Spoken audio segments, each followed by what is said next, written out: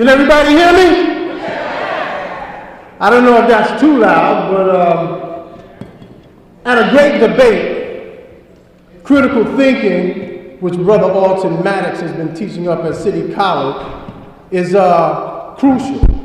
And logic becomes crucial in a great debate. And the rules of logic are modus ponens, modus tollens, hypothetical disjunctive syllogism, constructive dilemma absorption, simplification, conjunction, and addition. De Morgan's theorem commutation, association distribution with the double negation, transposition, material implication, material equivalence, exportation, last not least the tautologies.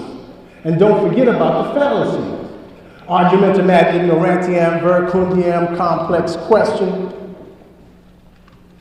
Those are words that our children should have grown up with, because those are the rules of logic in the great debate, which you saw in the great debaters.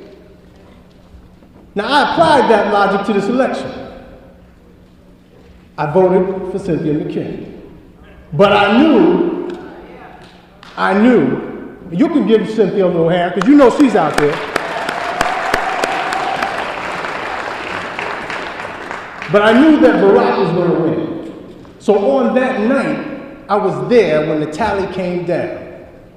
And I got 2 minutes of audience with Brother Barack before Secret Service threw me away. And I said, Brother B, Barack, B, Mumia Abu Jamal is on death row. Now that you know, can't say you didn't know. I don't know if you all heard me. When I say Mumia Abu Jamal is on, you say death row. All right? Help me out, Joe. Mumia Abu Jamal is on. Now that you know, can't say you didn't know. A former Black Panther brought black to fame. KRS, Madline, Channel Live, all said his name. But the rapper Shank had been on fire. Oh, the POW a few breaths while he breathes on a reprieve I create. The massive and aggressive in awareness I generate. Consciousness on a CIA FBI's brother framed on COINTELPRO lies, while a Negro on Wall Street reaps benefit, can't get within a four, given to forget the sweat. Years of fears proceed till an MIA is freed. Wish me Godspeed. Comedy Central blares in the background, strategize. Can't even hear the sound. Out of sight, out of mind, a prisoner of war, a rhyme fun rappers don't never have time for. So I got a fun rapper's vendetta. A born and bred misled sucker should still know better. A rhyme so that you couldn't say you didn't know. Mumia Abu Jamal is on. They might be strapping him down as I recite the rhyme with the velocity, because it ain't much time. If I had a main squeeze with a helicopter, break the story down to her and co-opt her to properly move her soul, paratroop from the copter into the yard, straight out of hell's hole, jailbreak them out and just keep stepping. I need 30 gangsters and sophisticated weapons, proactive act to counteract the simple fact, get some plastic surgery and then come back, but first, a false trail to avoid trial. I make it look like I'm in self-imposed exile, Mumia Abu Jamal can't say it too many times, because suckers with budget rhymes, so contentless, hoistess. Yes, I'm the voice of the voice of the voiceless for now. Pride and empty heads just like cattle. The unwrapped, unsung hero fighting the real battle from the black side. The court reporter that you ought to know, Mumia Abu Jamal is on. And then I said, Barack, you want to bomb Iran and Pakistan, so you know that I know that you know that political power grows out of the barrel of a gun. I think America proves that win every day, so I'm a gunner. Gunner on an enterprise, an extemporaneous raptivist / organizer, a demo caser, a riot chaser, a PAC embracer, facilitator without a chaser, FBI trying to pin me on heinous crimes, picking my garbage to examine discarded rhymes, to predict or maybe forecast who I'll blow away. But they can't, because I don't even know. One thing all I know is death penalties in effect, and people don't feel Mumia facing death direct. And people talk about Mandela all day. Prisoners up under their nose in the USA. Ciphers delight code to drop a load, bomb a spot. I decipher these fake jack ciphers a lot. Safer to talk about genocide all abroad. Rappers afraid to cut their umbilical cord. Barack, you can pardon Mumia if you didn't know. Mumia Abu Jamal is on. That's when the Secret Service grabbed me and they took me out. I said, let me go. Let me go. No, let Mumia go. I said, free Mumia! Free Mumia! And then they threw me out. But they can't go off the neck.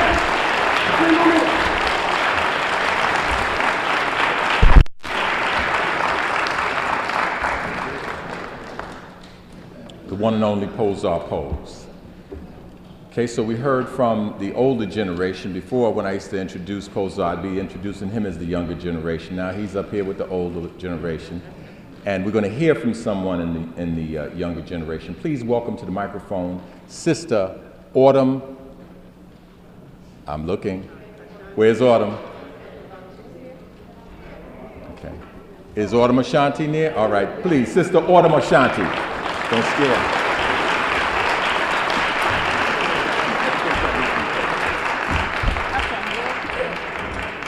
Okay, I'm too short for that. They can't see you from up there. We got a telephone book. What we got? A little stool. Maybe a chair. We got some chairs over there. What about the stool right there? No, I don't think that's for the prayers. Hold on. No problem. We just want to get the big chair. Is there a chair over there? Is there a chair over there? A chair. Is there a chair over there? Oh, we got something else.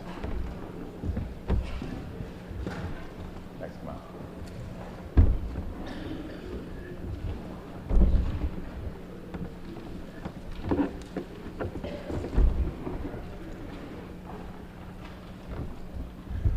Can you see me now?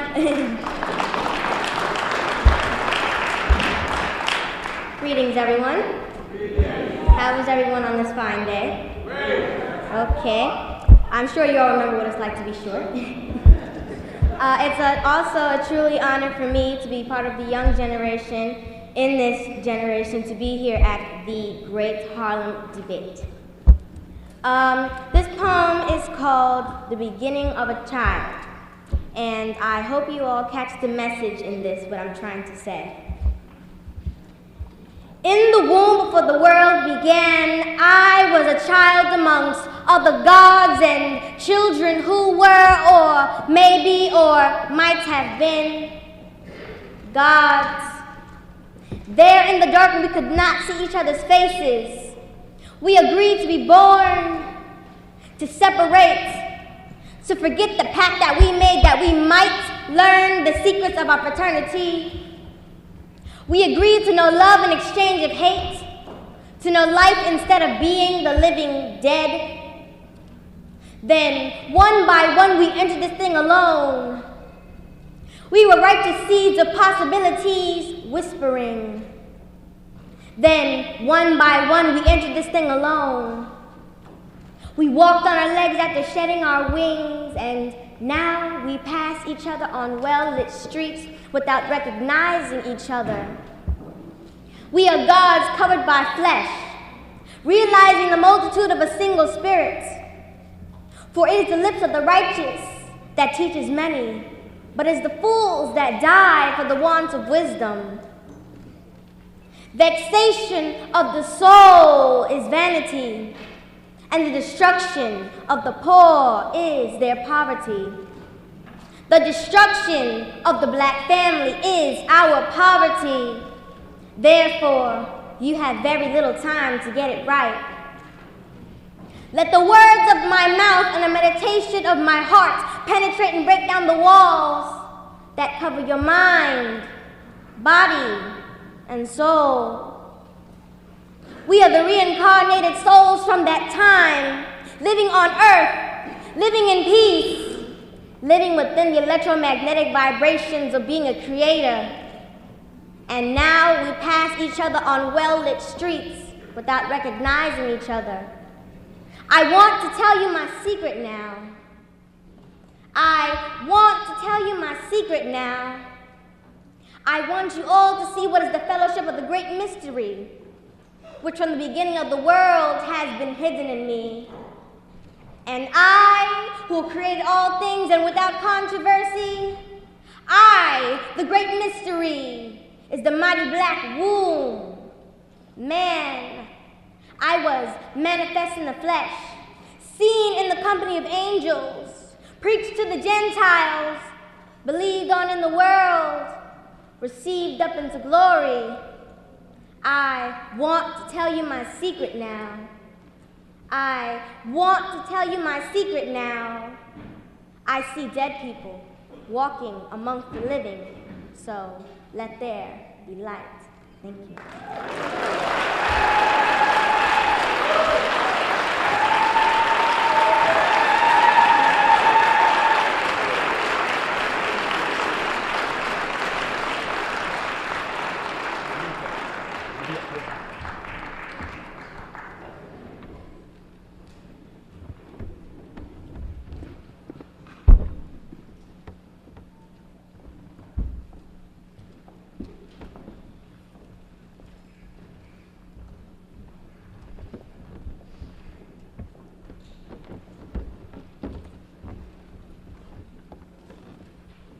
Remember I said a few minutes ago that nothing went right? Well, the fact of the matter is that although nothing went right, everything went right. By finding out, that's right, by finding out that the place, or thinking that the place only seated 110, that led us to find another venue. By finding another venue, that saved us from the catastrophe we would have had. The church was telling us that we would have to go in the basement that only seats 60 people. Now, could you imagine this crowd with a basement that holds 60 people? It would have been a disaster. Well, in keeping, nothing's going right, but everything's going right. We asked for Sister Shadidi of the Friends and Family and Friends of Dr. Mumia, pardon me, of the Family and Friends of Dr. Mutulu Shakur to do the libation, and she took ill today. So that's something else that went wrong. However, to show you that everything still goes right, our wonderful elder Nana Camille Yarbrough has agreed to do the libation for us.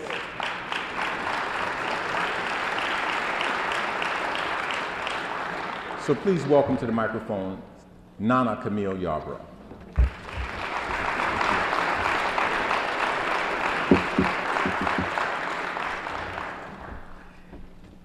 Good afternoon, family.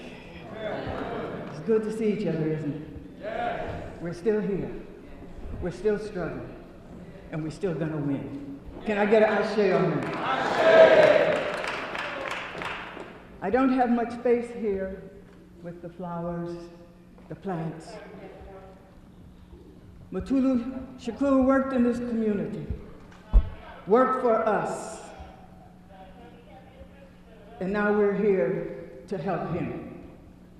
That's what we're going to do. We're taking this opportunity to focus on what's going on right now with our people, the gifts we've been given.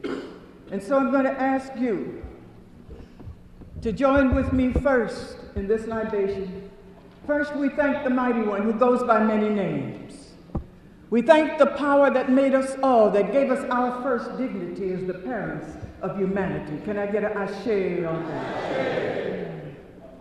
We thank the Creator for giving us life, for sustaining our lives, for giving us the powers of hope and intellect. We can, being human, examine. We can think. We can compare. Here today we're going to be doing all of those things, and we're doing them as family. And so let us give praise to the great African family. Can I get an ashe on that? Ashe. And I want you, please, to call out the names of ancestors. And as you call them out, would you please give power to that by standing on your feet. If you say Harriet Tubman, stand up. If you say your grandmother, stand up. And I'm going to start it by saying, I give respect and I call on the wisdom of Adam Clayton Powell. Ashe Yah. Do I hear a name? Ella Baker. Stand up. Stand. Ella Baker. Ashe. Miriam McKeever. Stay standing. Ashe. Nancy White. What was it? Kwame Ture. Malcolm X. John Henry Clark. Nat Turner. Sekou Touré, Marcus Garvey, Betty Shabazz,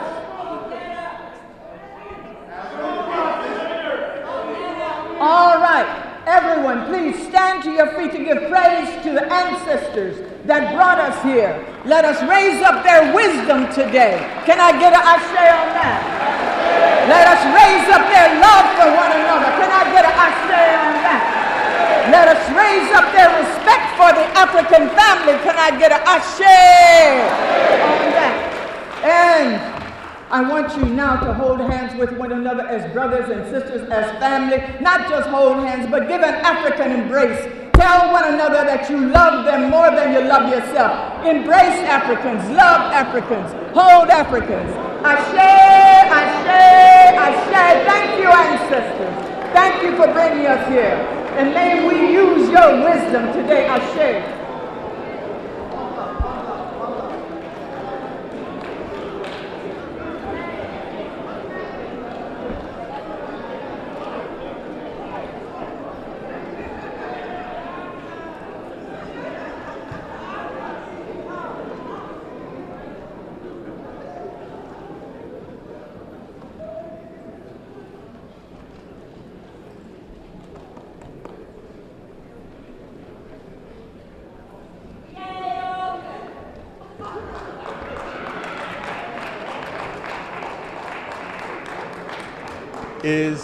Is Sister Yvonne Hill in the house? Then, where is she? Okay. We're going to now hear from Sister Yvonne Hill, who is going to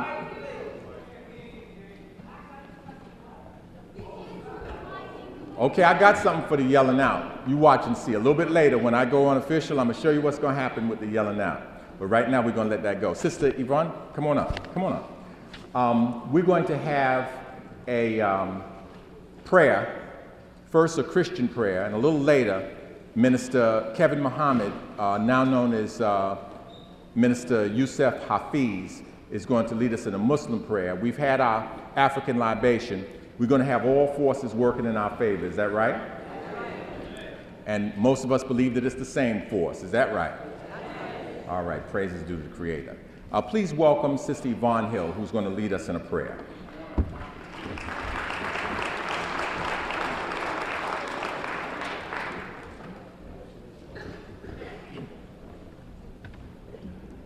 No, I'm not getting old, for I walk like, and it's not arthritis. I climbed up, did something I shouldn't have done. And now I'm paying the price for it. If anybody ever tells you that you're a pain in the butt, those are very hurting words. Let us pray, because I have to give God thanks that I'm still here.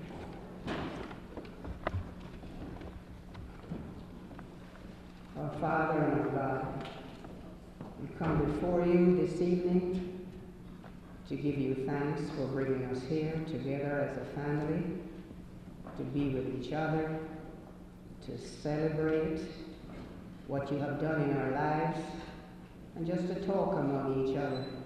We praise your name for your goodness towards us, and we pray that your Holy Spirit will be in this church to guide our thoughts and our words. Lord, we pray, giving you thanks for every good gift which you have given us. And we pray that our hearts may be grateful, because sometimes, Lord, we do not remember from whence cometh our help.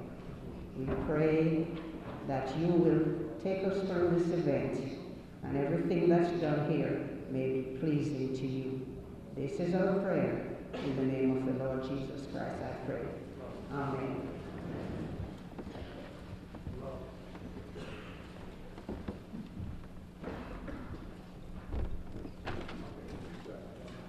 Okay, brothers and sisters, right now it's time for us to talk about the great debate, the debate rules.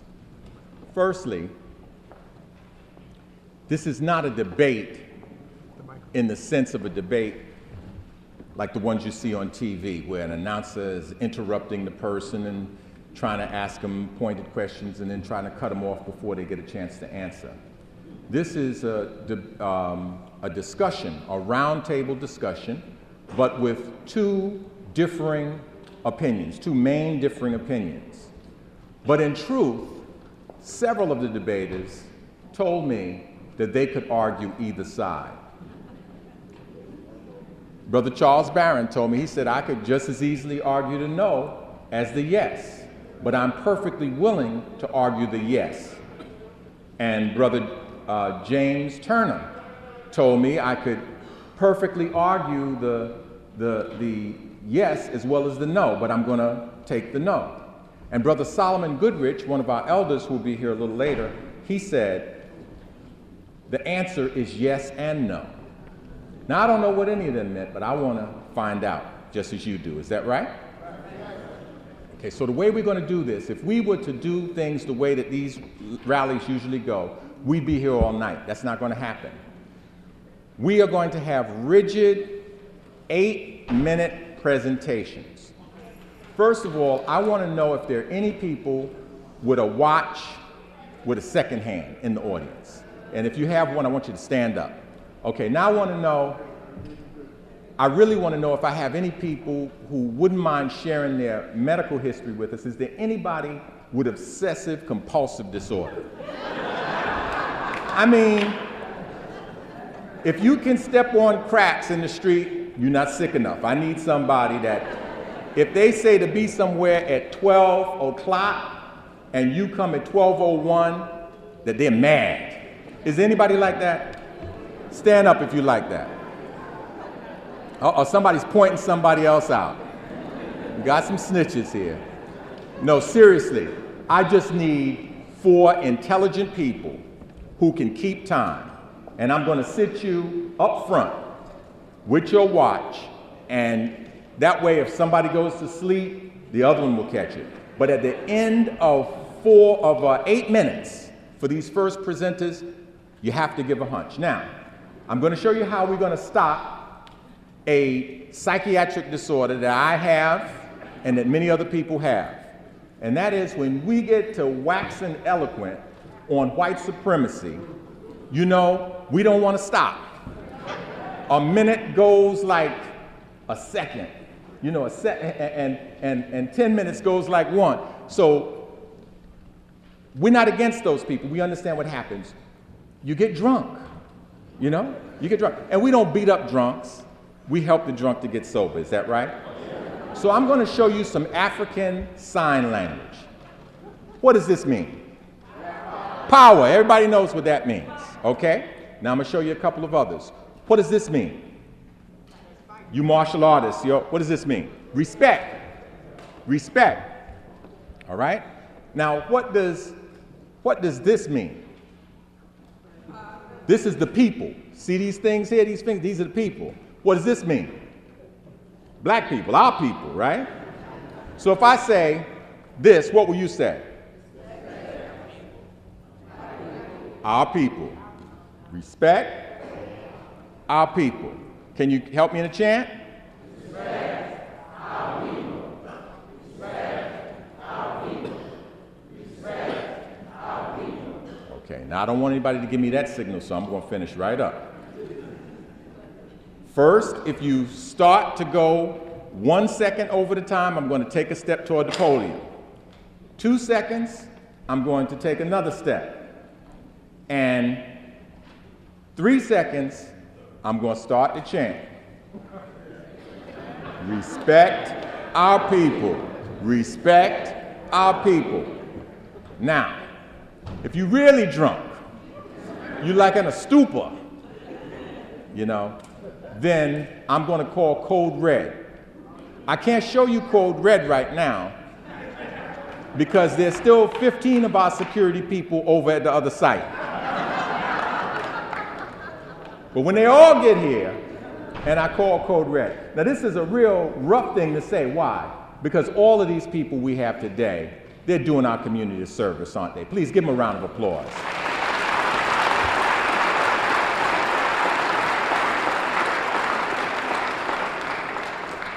And I want them all to know I love you.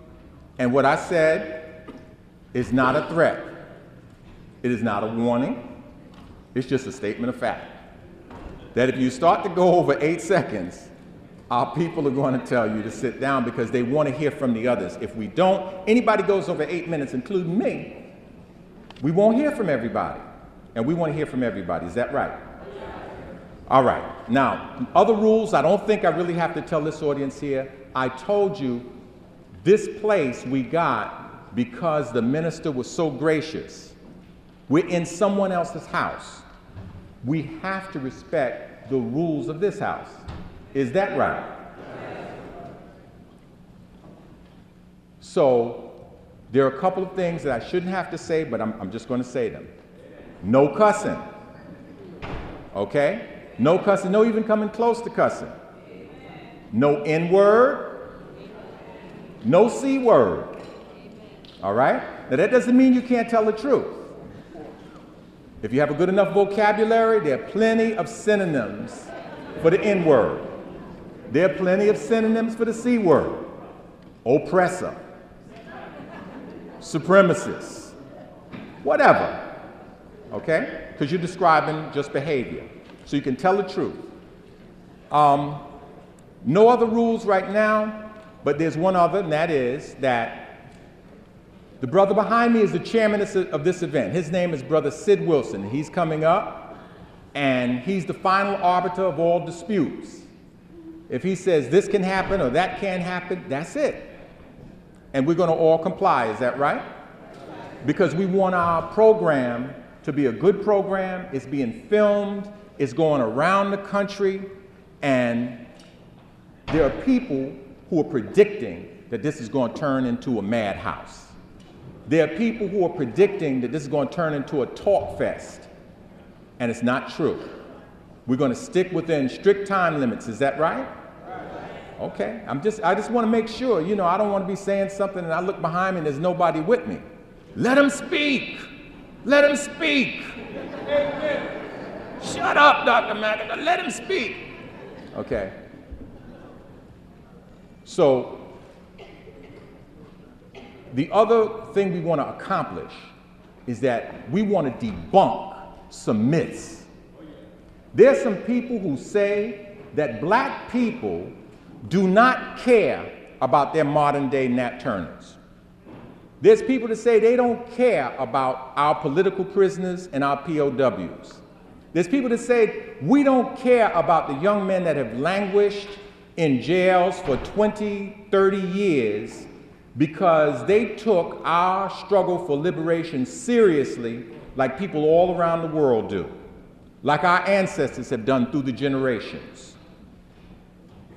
And so we are going to show that we have not forgotten a healer that lived in this community, got sent to jail on trumped up, fabricated charges, and that person is Dr. Mutulu Shakur.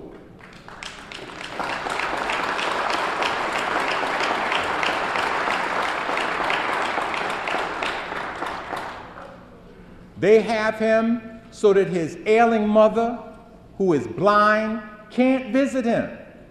He's in Colorado, in Supermax, with our brother Jamil El-Amin.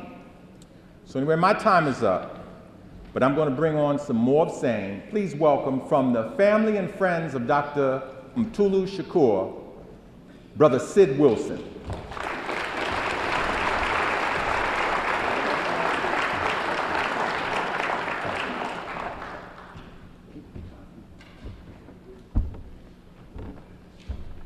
Thank you, brother. Thank you very much.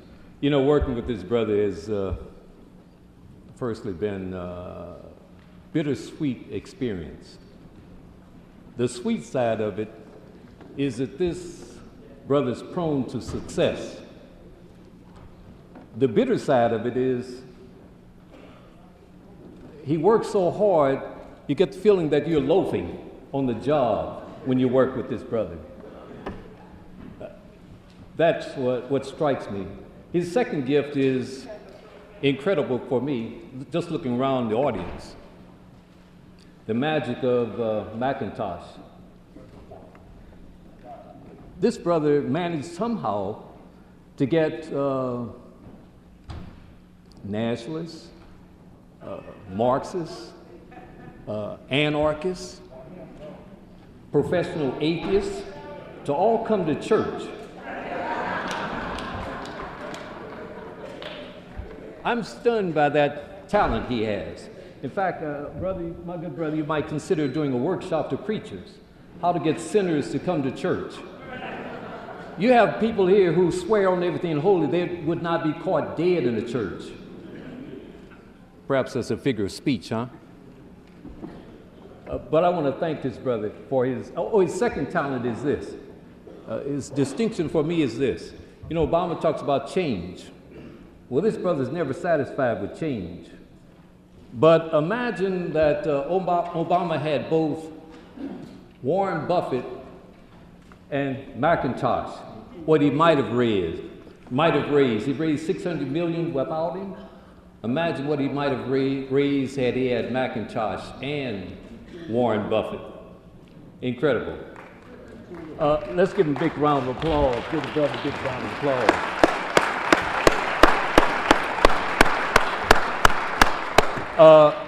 James said that I chair family friends of Dr. Mutulu Shakur. What he omitted saying is I chair family friends and foes of Mutulu. My good brother is languishing in Supermax in Colorado. Received a letter from him yesterday. He sends his regards, his love. Thanks all of you for your support. James did say his mother is, ailing in Atlanta. He's got a sister who is visiting from Florida, going to see the mother here in a few days. He has a son that is his own health challenges, Down syndrome, as I recall it. So he's got those concerns weighing on him. But we will prevail. We will prevail, and we're going to do all that we can to raise not only consciousness, but raise funds. That's the dual mission of it. I want to thank, I suppose James did that, the esteemed panel. They certainly have thanked them for coming out. Mutulu sends his regards to all of them. We owe them a big round of applause. I don't think we can praise them too much. Please give them a big round of applause.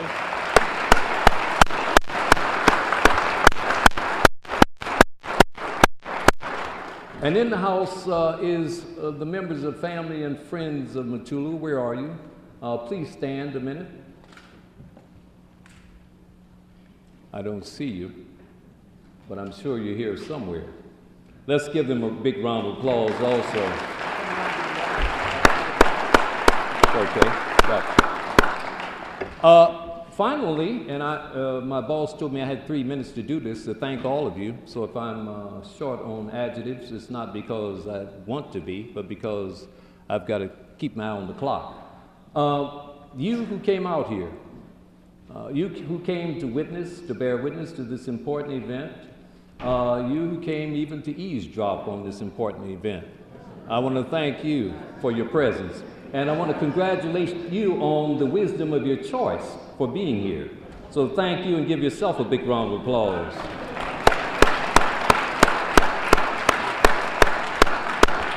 I think I've thanked the church. Yeah, I'd be remiss if I certainly didn't thank this church. My God, they were gracious. We were up a river without a paddle, and certainly want to thank the church for hosting this very, very important moment, this very, very important issue. I have a thing, I don't have time to say it, but talk about PIPE. PIPE means Public Independent Political Education. We need to do some old-fashioned public independent political education for our people. If we don't do that, the adversary will miseducate. We must educate the masses of our people. That is critical. And I'm going to give that choice to the intelligentsia over there. Lastly, and I'll get out of the way of verbal traffic here, Simultap. What would we do without them? I owe them so much. Let us thank Sister Betty Dobson.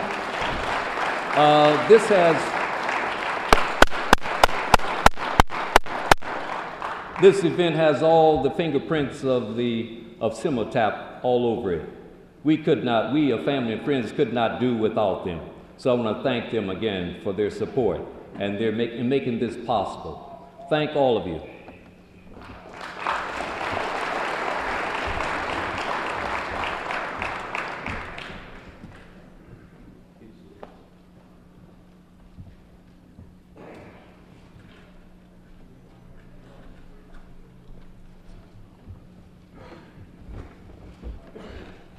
Okay, in keeping with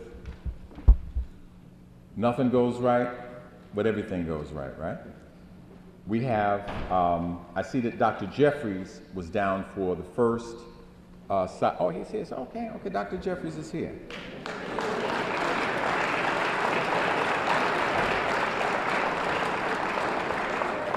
Please welcome the longtime fighter, scholar, educator.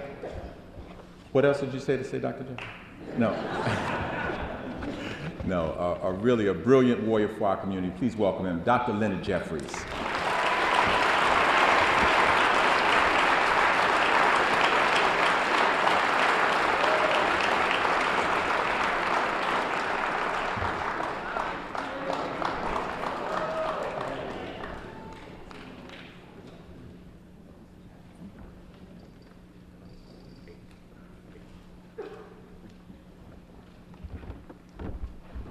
Hotep family. Hotep. Obama.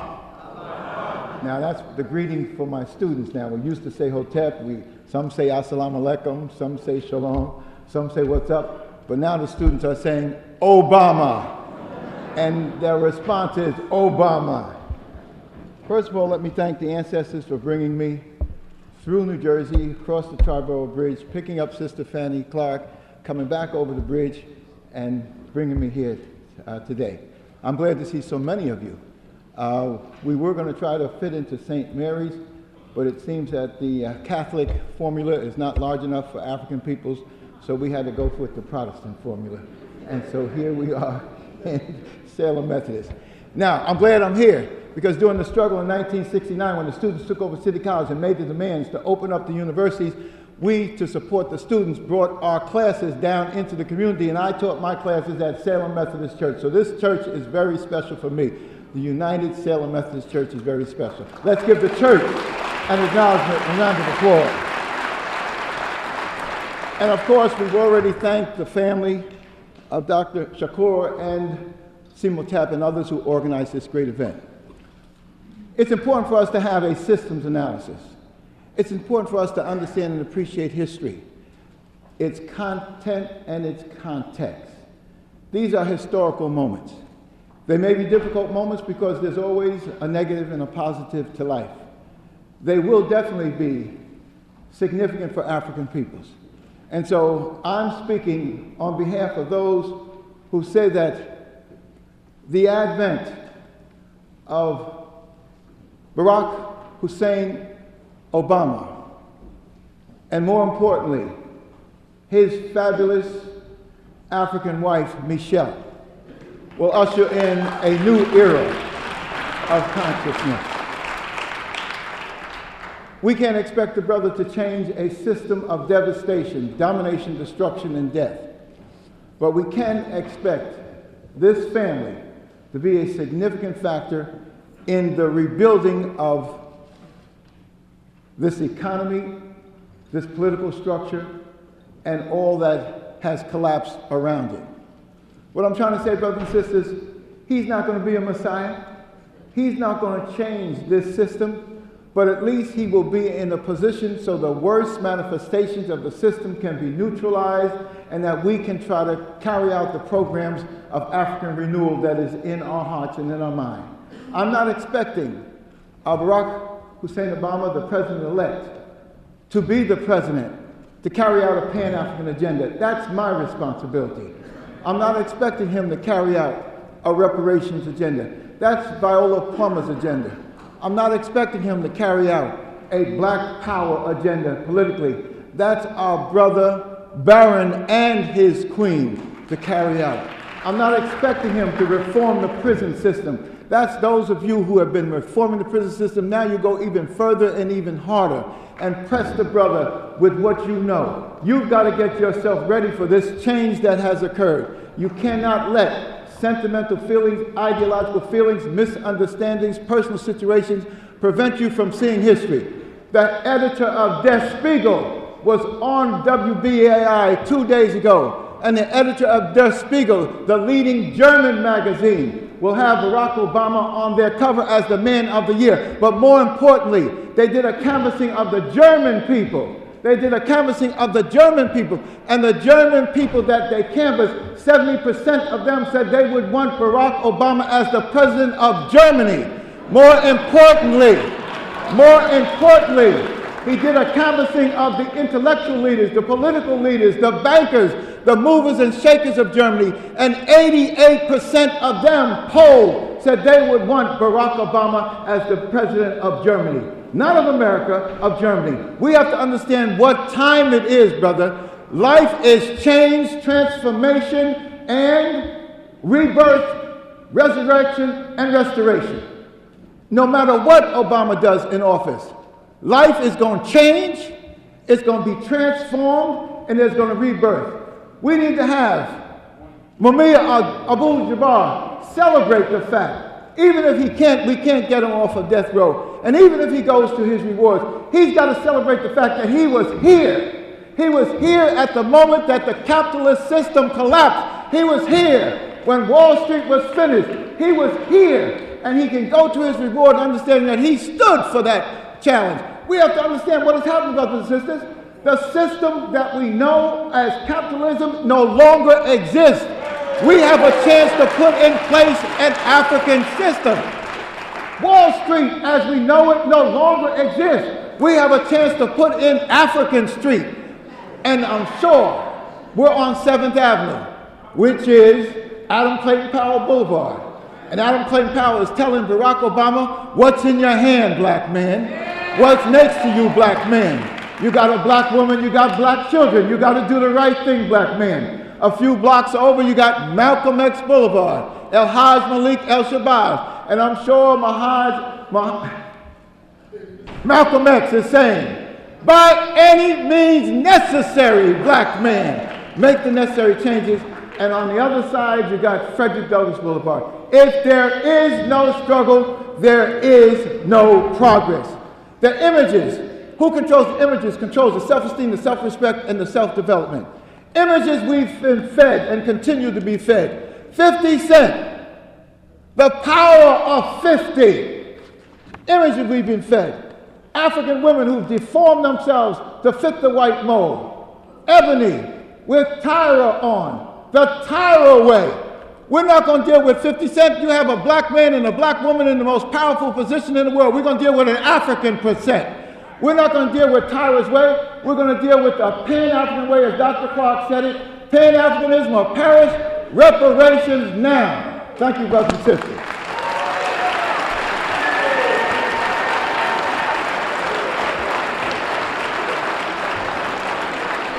Obama!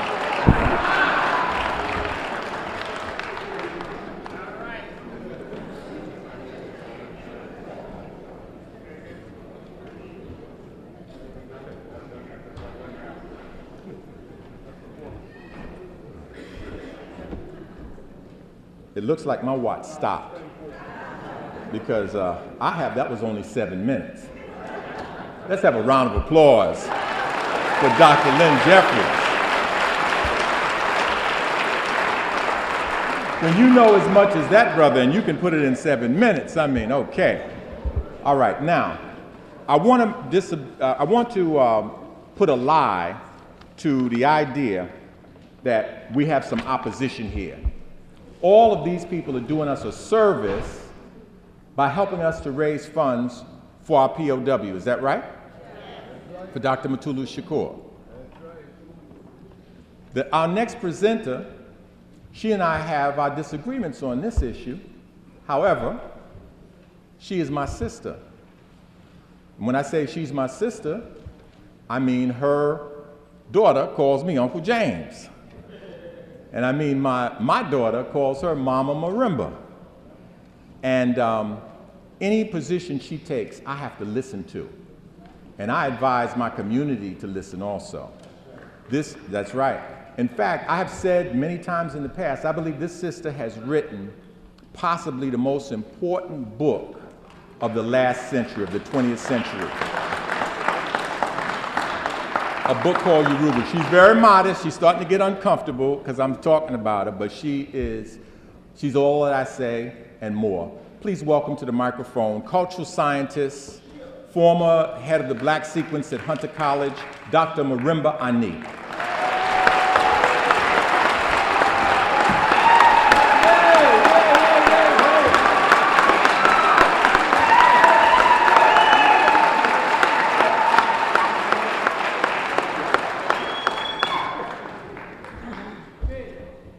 Hotep, brothers and sisters, and my ancestors, I speak for you. I've got to do this really, really fast. I would rather be talking about Mutulu. Mutulu is inspirational to me. Mutulu loves us, has sacrificed much for us. They want to bring me up high. This is taken away from my minute. No,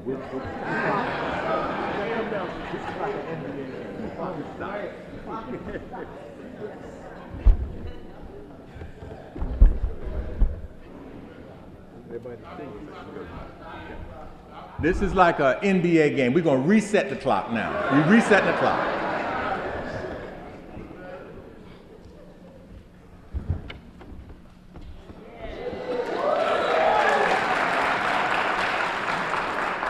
Obama has ignored us. The media has demonized Mutulu. There is a media hype of the white-controlled media which has sold us Obama.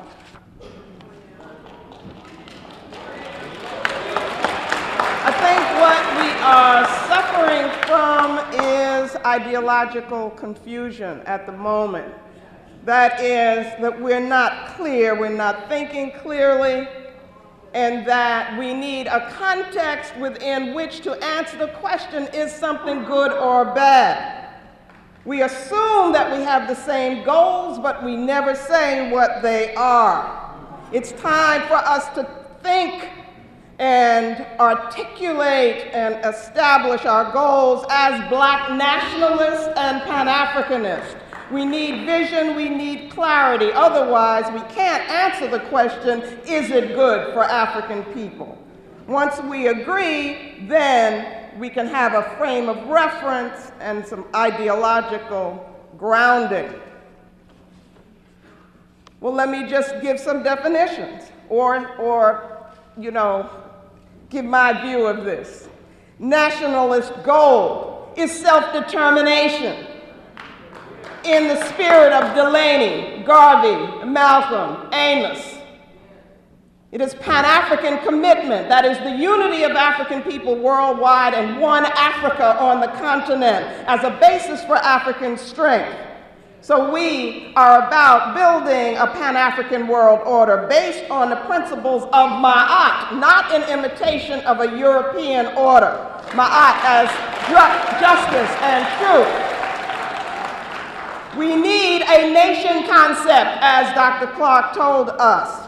A Black economic program, a cultural program, an independent political organization, independent Black media, independent African-centered education financed by us and controlled by us. All of this presupposes, very importantly, an African Black identity.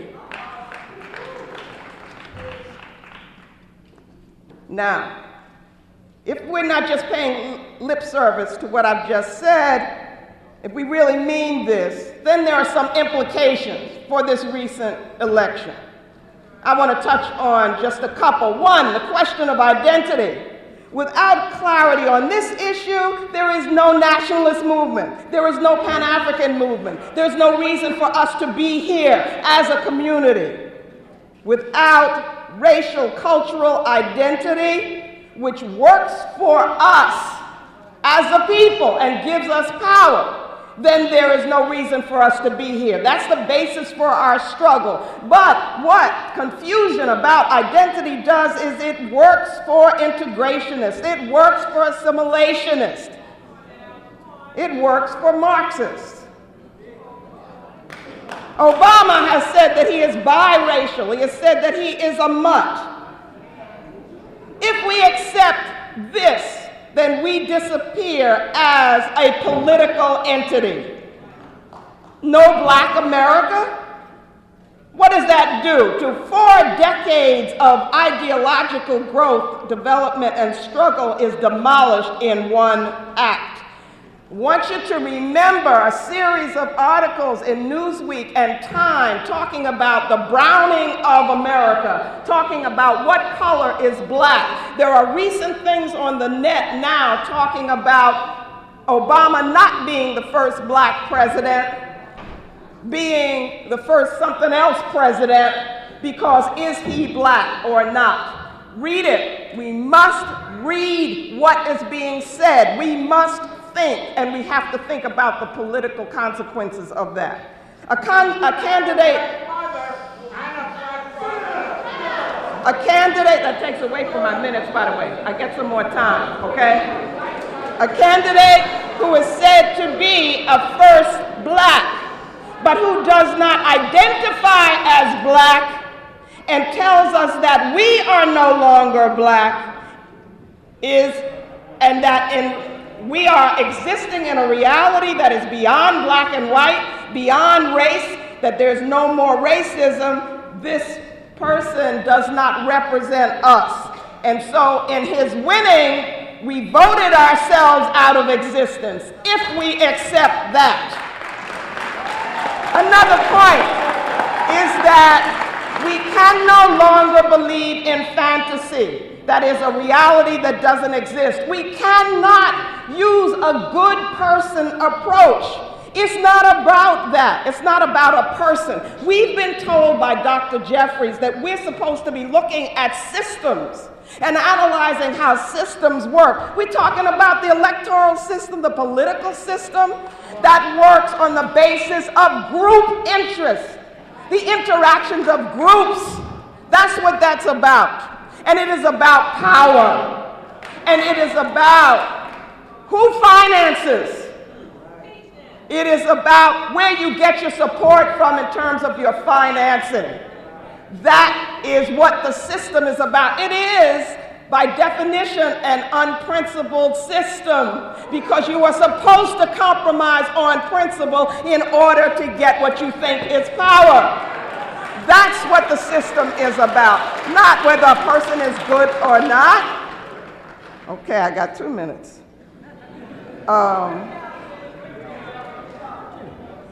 Okay, importantly, there is a psychological term called role dissonance.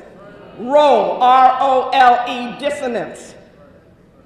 There is a paradox, or there is a contradiction in terms that the President of the United States is not supposed to represent a group interest, the interest of any group. That is a contradiction in terms according to what they say. So that we couldn't be represented in that anyway. But what is represented under the table is who did the financing, who chose. We say we chose. We didn't choose. By the time we got to the election, the choice had already been made. Nobody here probably, this takes away from my time, nobody probably heard of him before 2004, but he had a long history in Chicago. Which brings me to the next warning, the next, what I see as implication of this, and that is the Jewish connection, which must be understood. Because we thought that in the civil rights movement, and I was a part of the Southern student movement in Mississippi, and all the time we had to fight for control of our own movement. Now what has happened is that he has allowed that control to come into place because he was picked and chosen. And I could give you the list of names. I don't have time to now, but you're going to have to find these things out. You're going to have to now get on the net, read things, think. Don't just listen to rhetoric about how wonderful it is to have these beautiful people there. See where they came from. See what they represent. Are we disconnecting ourselves from Africa? Is that what we're doing? Is that what we finally have come to? I have something to read to you, if I can find it.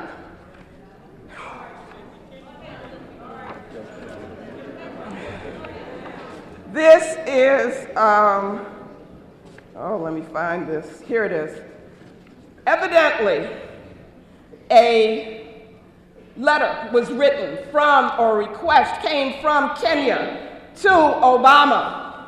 Obama answered that request, and I wish I could read the whole thing to you, but I'm going to read something. They were asking for something, okay, asking for help. He said, among other things, our relationship could be imperiled should your foreign policy be at odds with ours. What is that saying? Okay? And he goes on to say, Kenya, now listen carefully, Kenya may be, okay, I think it's chosen, may benefit. Kenya may benefit if it makes certain strategic decisions. We are looking for a base in Africa to build our AFRICOM headquarters. We want to choose you. If you do that, then we'll do what you say. It's bad for us as a people if it puts us to sleep and ends this movement. It is good for us as a people if we come together like this and determine our own agenda and keep the movement going.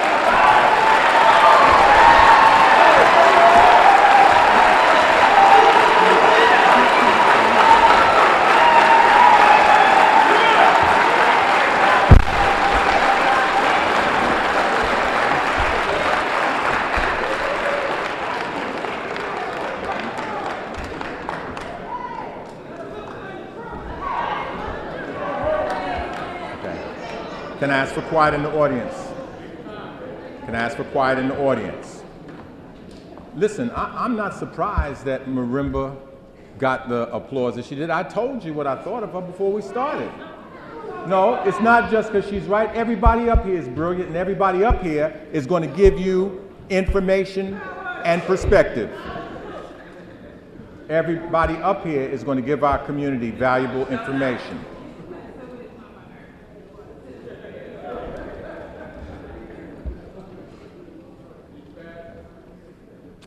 All right. Are we going to stay respectful of each other? I just want to know. Let me know. Okay. Because I'm going to stay respectful of you, and I want you to stay respectful also. We're going to have more of same. We've got some brilliant panelists on either side of this issue and some on both sides of the issue. At this point, I'll have to say none of them is more brilliant than this young man who first came to the nation's attention as an organizer down at Howard University, went on to go to law school and become a brilliant attorney, and was mentored by our brilliant Dr. Khalid Muhammad. Please welcome the chairman of the new Black Panther Party, Brother Malik Zulu Shabazz.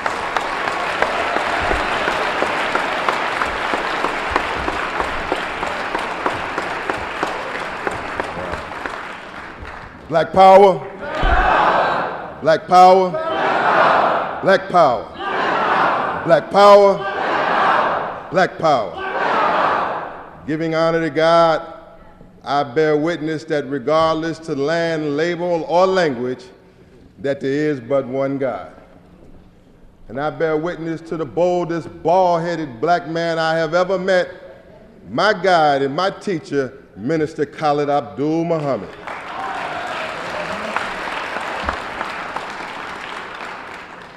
The Most Honorable Elijah Muhammad.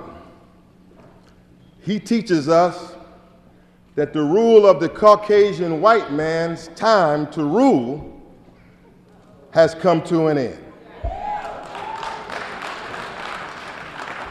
He says, and he teaches that the black man's time to rule has come.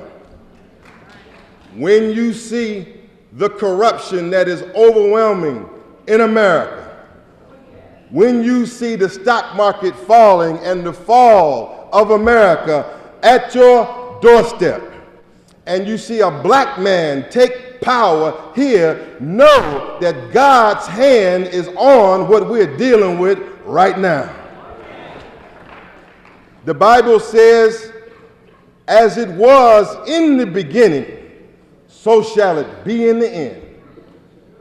The Bible says that God will take the kingdom from whom he pleases, and he will give it to whom he pleases.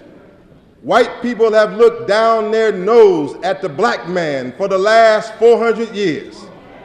White people have looked down and said that the black man, the black male, can do nothing for the last 400 years. But today, the white man is not looking down his nose at the black man, not at this black man.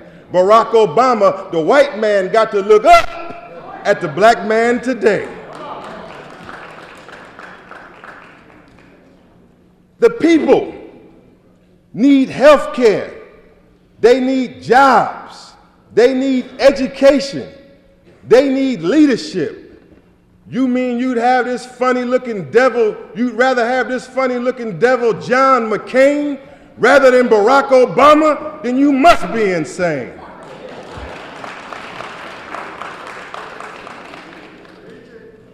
A Vietnam war criminal shot down, bombing the Vietnamese people over Vietnam. You would rather have him? He say he's a hero because he shot down. He got shot down. We say, damn it, the cracker should have been shot down. The only mistake they made was not finishing the job off. This is good for our people. We're in the streets. We sat with the Crips from Los Angeles. Last night we were in Brooklyn with the homicide brims.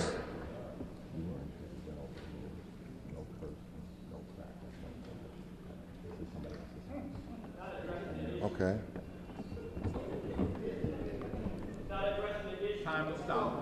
Time will stop. The subject is the election of Barack Obama good or bad for black or African people? I'm on the subject.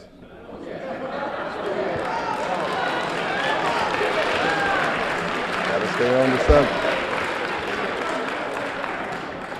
We sat with the Crips in Los Angeles, California.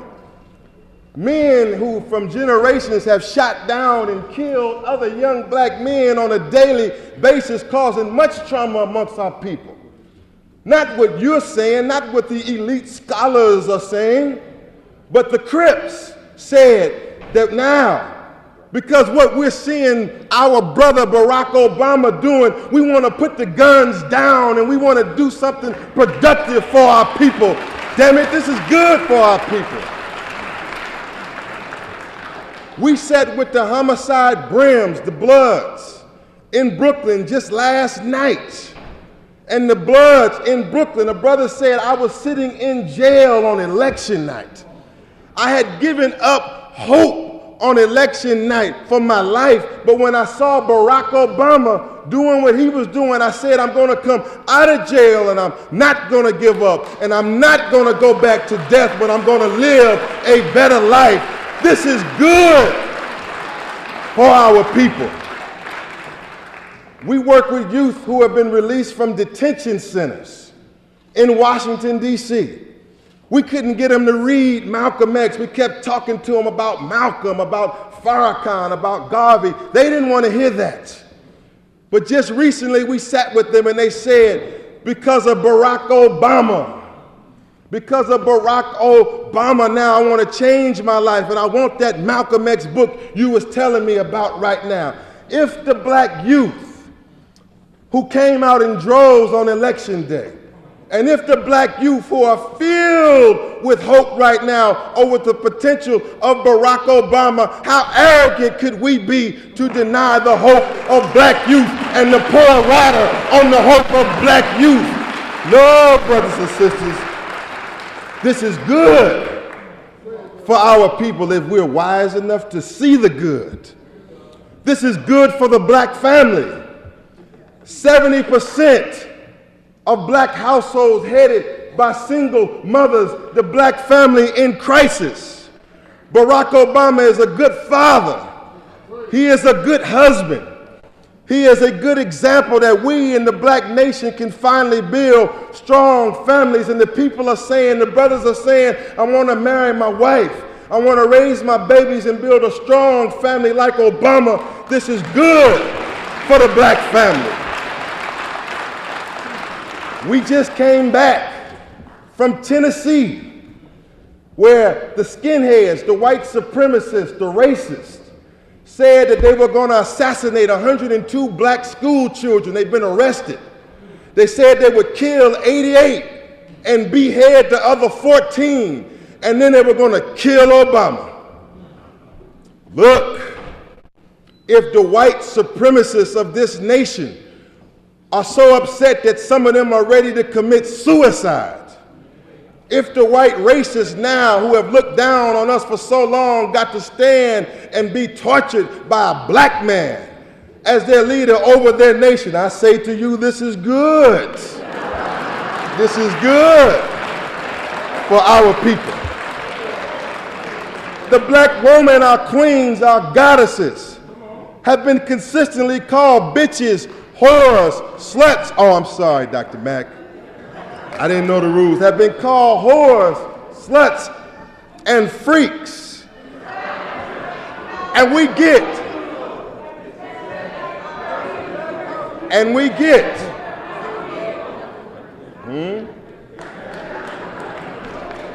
Let me make this point. If this election gives us Michelle Obama, a black woman who has class, a black woman who is intelligent, a black woman who has dignity, a black woman who gives a good example to our people and lifts the black woman's image up before the world, who are we to deny the black woman her time and her place in the sun when we have dogged the black woman? Look, I'm leaving. Who are we to deny our mothers, our grandmothers crying on election night?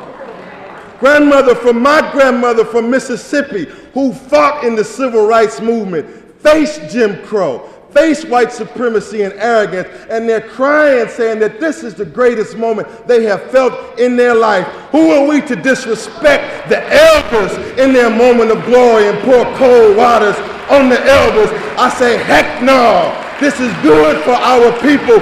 We got to organize. Stop blaming Barack Obama for what you haven't done. You got to do your job. He's done enough for me.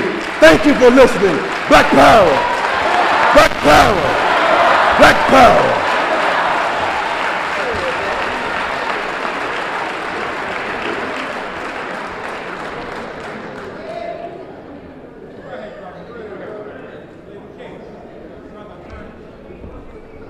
I want to say that Brother Shabazz was not here when we went over the rules, because I know he would have respected the rules if he had.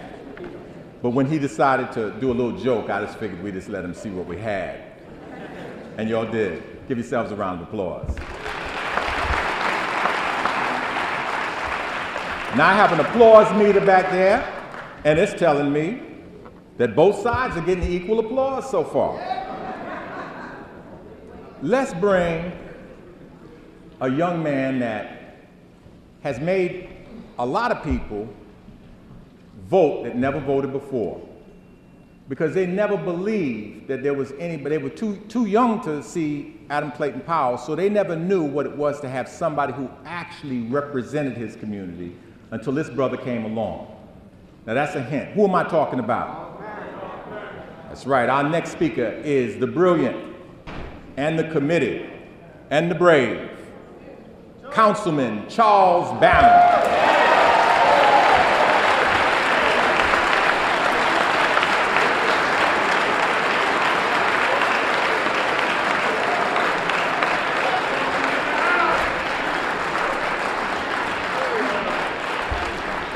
Let me hurry up and talk. I only got 8 minutes. Barack Obama is good, and it's good for our people. Thank you very much. You know, it doesn't matter what we think about Barack Obama. Doesn't matter how much control we have or don't have over Barack Obama. The bottom line, it wasn't only Barack Obama that got him there. It was Malcolm X. It was Martin Luther King. It was the Black Power movement, the Civil Rights movement. And whether they like it or not, it was Jesse Jackson who ran in 1984 and in 1988. If it weren't for them, there'd be no Barack Obama. So no matter what side you come down on, no matter what we say tonight, we can get deep, we can analyze, we can get profound, we can get standing ovations, but we gotta go back to East New York. We gotta go back to Brownsville. We gotta go back to Harlem. We gotta go back to the South Bronx. We gotta go back to South Jamaica. And we have to deliver. Our people are tired of rhetoric, tired of conferences, tired of debates. They want jobs, they want liberation. They wanna know, what are you gonna do with Barack Obama created? I felt after the Million Man March, and we thank the Honorable Minister Louis Farrakhan for bringing 2 million of us to Washington, D.C. We should have taken that, come back home, and let's liberate our communities at home. You got to feel good about what happened in this country. 62% of our people came out to vote. Lines around the corner made the mistake on election day to think that we can get our people in the evening time because we come out late to vote. When I got up at 6 o'clock to go vote, it took me an hour and a half to vote. Our people got involved. And brothers and sisters, we need to have a discussion about the electoral process, period. You know, some of us don't vote. Some of us get up here and, down there, wherever we are, we don't even participate. Ain't even down with this stuff. You tell me how we're going to get some power. How are we going to get some power throughout this system? I believe, and by the way, I want to let you all know I have a new identity. My name is Mr. Inez Barron, and I came here to represent my wife today, the new assemblywoman from the 40th District in East New York. So I'm speaking on her behalf. All the good things I say are hers, the mistakes are mine.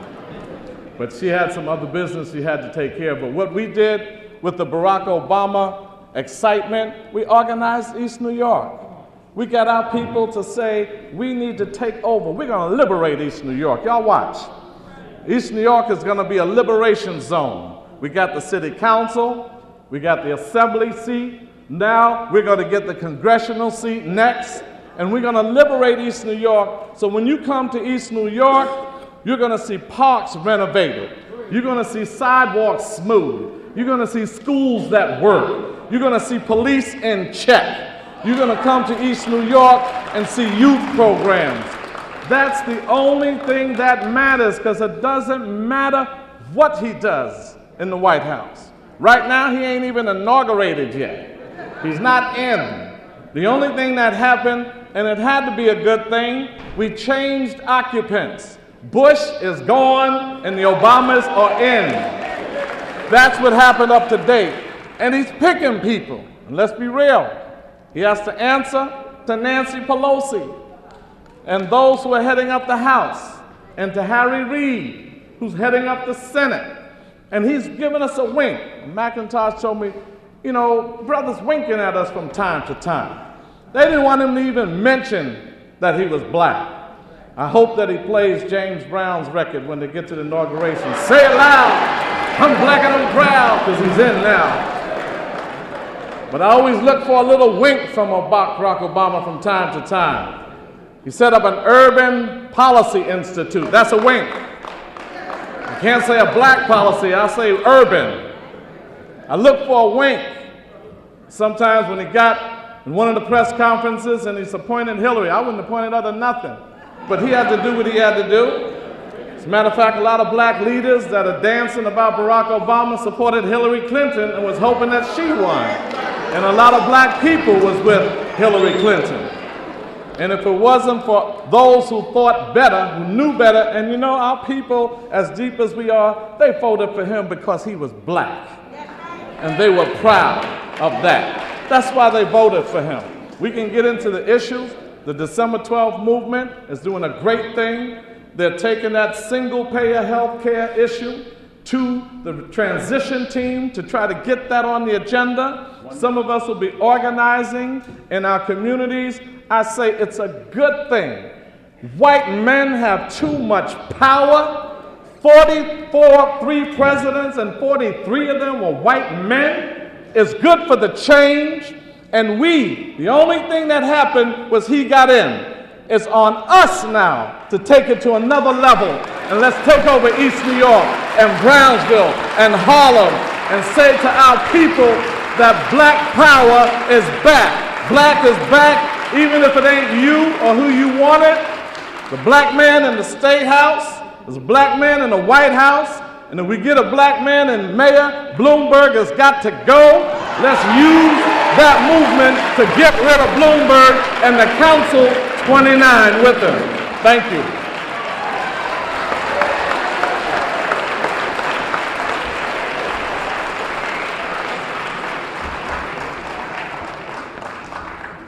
In keeping with nothing's going right and everything's going right, I'm making more errors now. I've told everybody before, I went to my doctor to find out why I'm forgetting things and why I do these things, and he told me not to worry because it's going to get worse.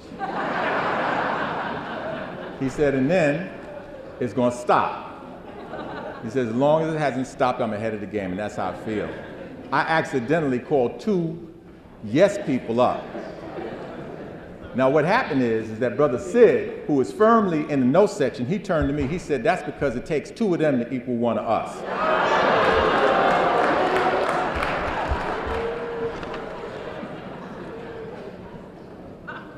It may take more than that with this young man because the brother coming up now, he has been writing and firing off articles, and he's been getting a lot of emails, I'm sure. He probably doesn't, I want him to meet the lady that's sending him all the nasty emails. Sister Betty, hold your hand up.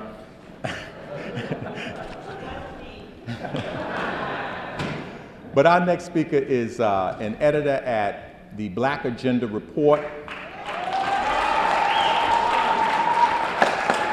Whatever your position, you're going to have to say he does his research. Please welcome Brother Glenn Ford.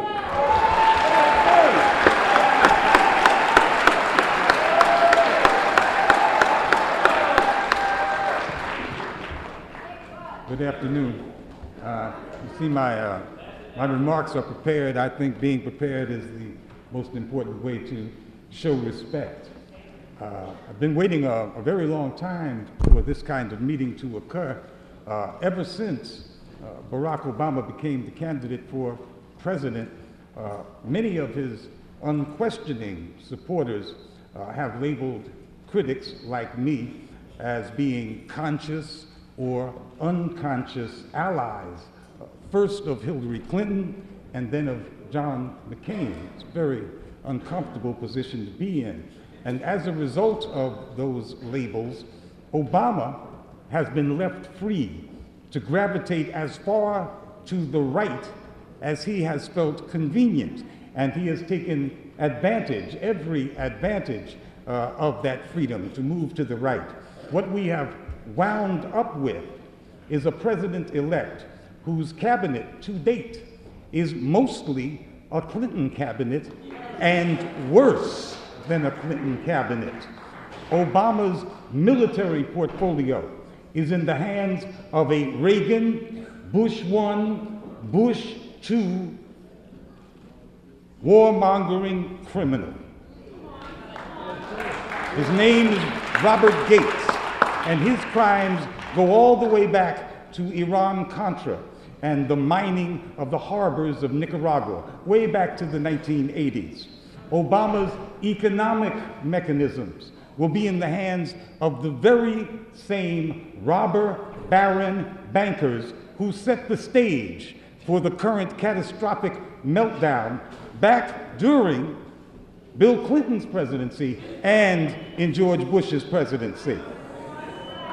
Now, nobody forced Barack Obama to put together an administration that even the New York Times has described as center-right, and I think is much more right than center.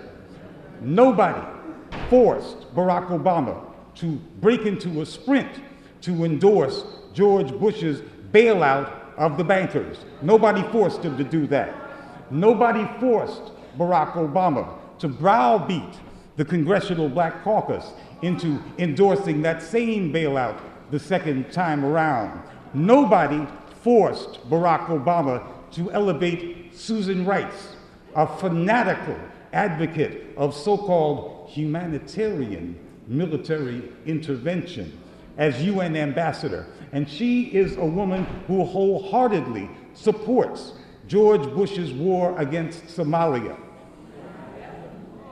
a crime that the United Nations says has created the worst humanitarian crisis in Africa. And she and Barack Obama are both enthusiastic supporters of AFRICOM. We don't have to wait any longer to discover what kind of president Barack Obama will be. His presidential appointments are his first presidential deeds. And by these deeds, we already know President Obama.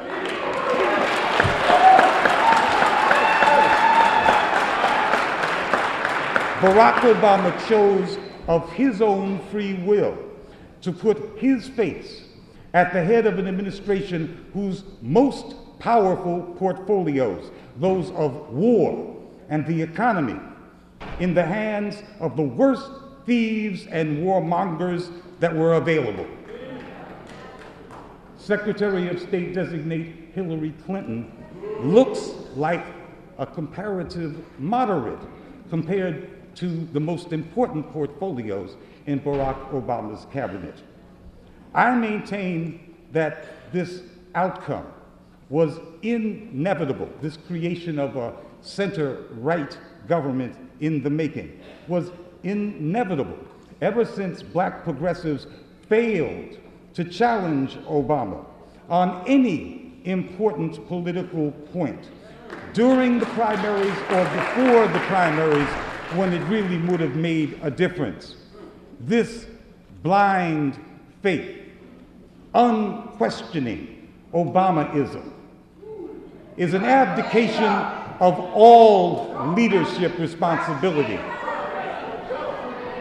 And it is this blind faith Obamaism that has allowed Obama to play to the right, to his heart's content.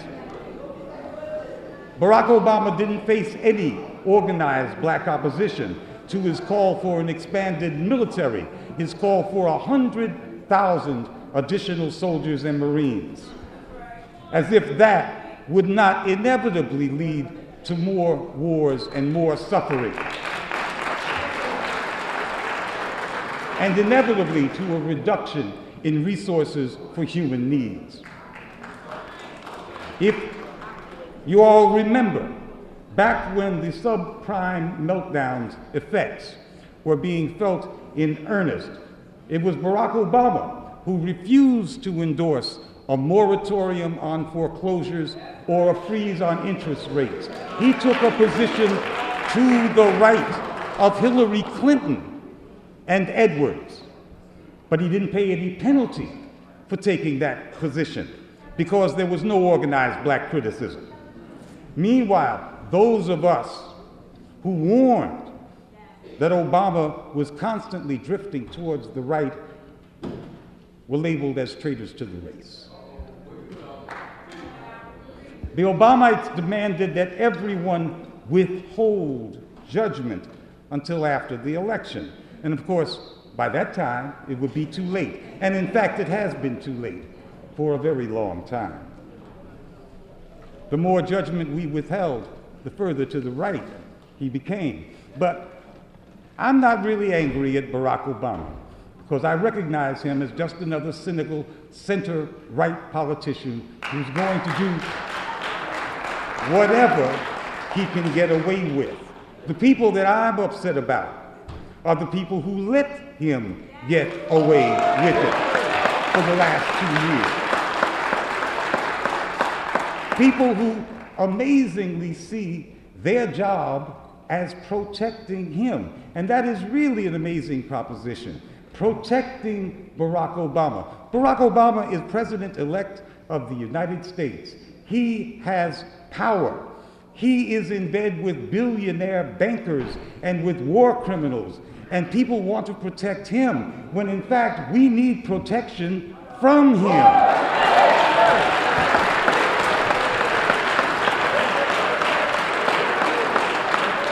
Now all this seems to be very difficult for some of our folks to understand because this entire Obama experience has been damaging.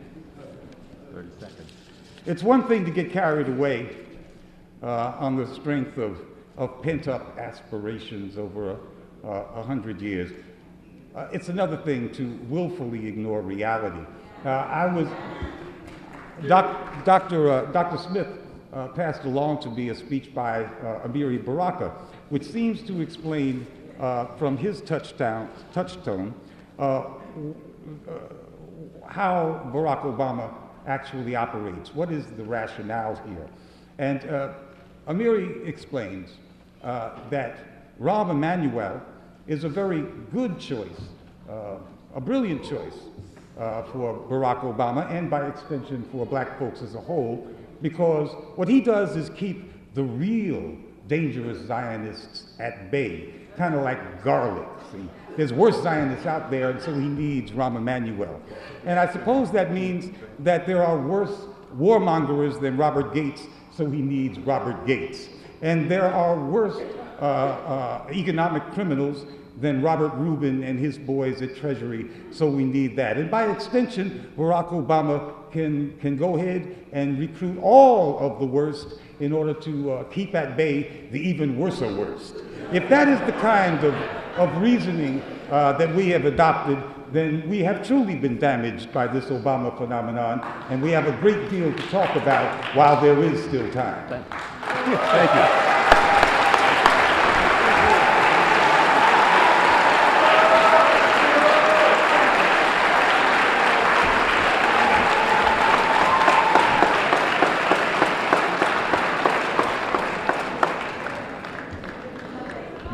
One of the things I want you to know is that we have some extra treats in store also. There's some people who are not on the program, but who we had some suspicion might come, and we are going to give them some time after everything, after our presenters and elders have presented. And one of them, he was here, he said he was going to go park his car, is none other than attorney at war, Alton Maddox.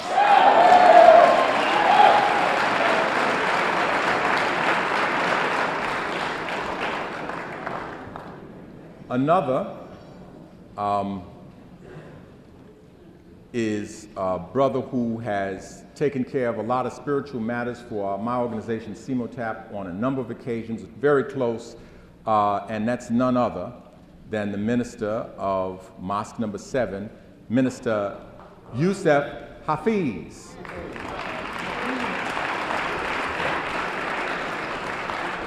Yusuf Abdul Hafiz.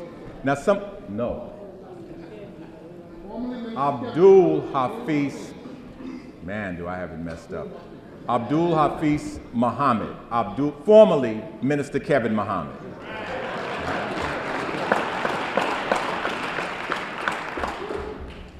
I want everybody to know that when I'm making a mistake, it's a mistake. I mean, I'm making more and more, and definitely there's nothing but respect in this house today. That's how I feel. Is there respect in this house today? We can tell, is there unity in this house today?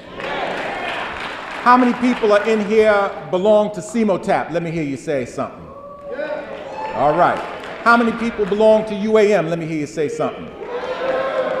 How many people are from All Africans Revolutionary Party? Let me hear you say something.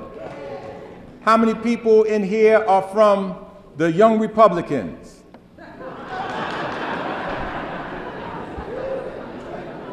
That's good.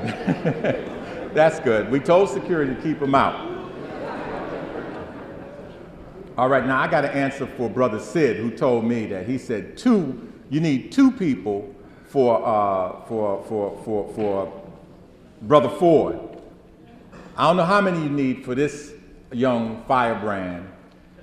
This is the heart and soul of the December 12th movement, well known to our community, arguing the yes side. Please welcome Sister Viola Plummer.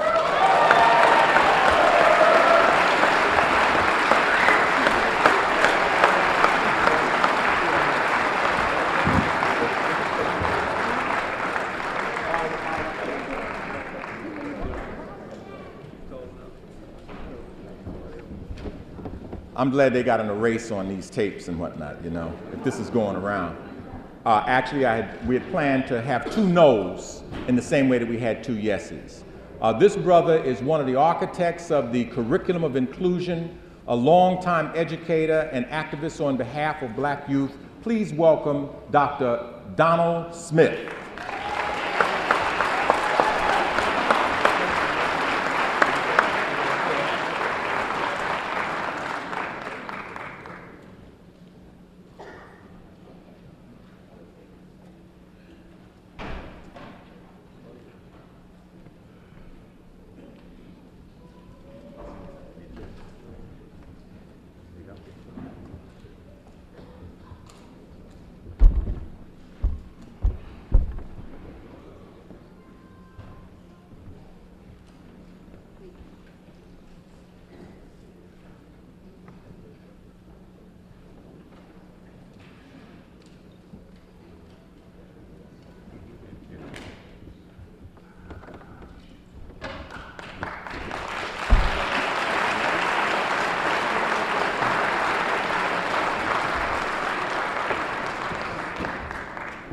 Brothers and sisters, I want you to know that the first thing I did when I came into this church today, this hallowed church, is to give my semi-annual check to Black Agenda Report to Glenn Ford.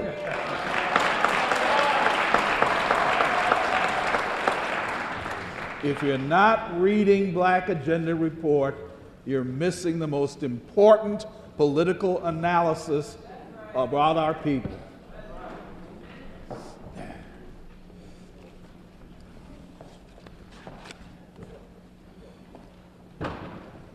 In memory of Professor Melvin Tolson, resolve that the election of President-elect Obama is not good for Black people.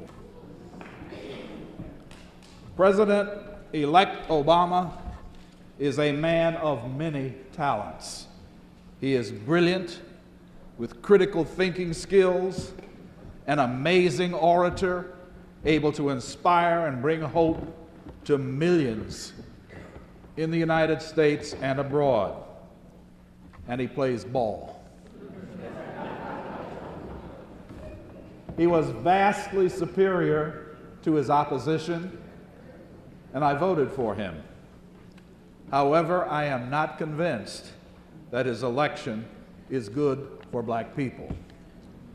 My contention is based on three major issues. First, his personnel appointments. Second, the danger of a post-racial philosophy. And third, cultural incompatibility.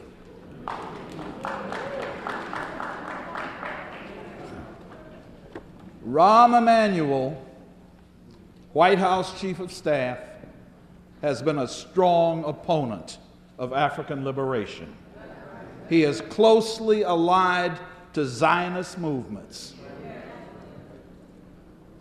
Right-wing Israelis, with the help of the U.S. government, were major suppliers of the munitions which the Afrikaner government used to murder and oppress black South Africans. Emanuel also played a major role in unseating Congresswoman Cynthia McKinney. Now you have to keep that in mind. The presidential chief of staff, Rahm Emanuel, is the eyes and ears of the president, and he can influence policy decisions. The next critical appointment is Lawrence Summers, a person of great disdain for African people.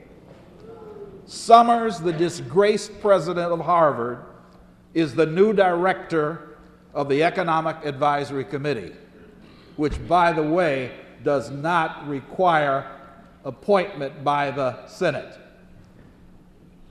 At Harvard, Summers announced that women were not as capable as men to be scientists, that Africana studies was not a legitimate academic discipline, and that the work of Cornel West was not sufficiently scholarly. Yet his most egregious act took place when he was the chief economist for World Bank. Summers signed off on a memo that urged the United States to send dirty industries, that is, toxic industries, to countries where, according to Summers, people don't value clean air, where salaries are low and life is not as valuable. And which countries do you suppose these are? Black and brown countries. There are other appointments which are questionable, even objectionable, such as that of Secretary of State Hillary Clinton, who sat as First Lady as Rwanda was being ravaged, who, as Senator from New York, has introduced no measure to cease the slaughter in Darfur and in the Congo. We are not likely to see the new Secretary of State reverse the establishment of AFRICOM bases in Africa. Secretary of Defense Robert Gates has been referred to as a kinder, gentler shock and awe. It will be imperialism and capitalistic interests, as usual, as people of the first world suffer and die. The appointments that a leader makes communicate profoundly where his head, if not his heart, is. The second major issue is that of the post-racial philosophy as espoused by President-elect Obama and so-called liberal Democrats and independents. Our African culture is the cement which has been responsible for and has held our political and economic interests together. These were the words and wisdom of Malcolm X and Harold Cruz in his book, The Crisis of the Negro Intellectual. Any socio-political philosophy which weakens the cultural cement that has held us together threatens our very existence as a people.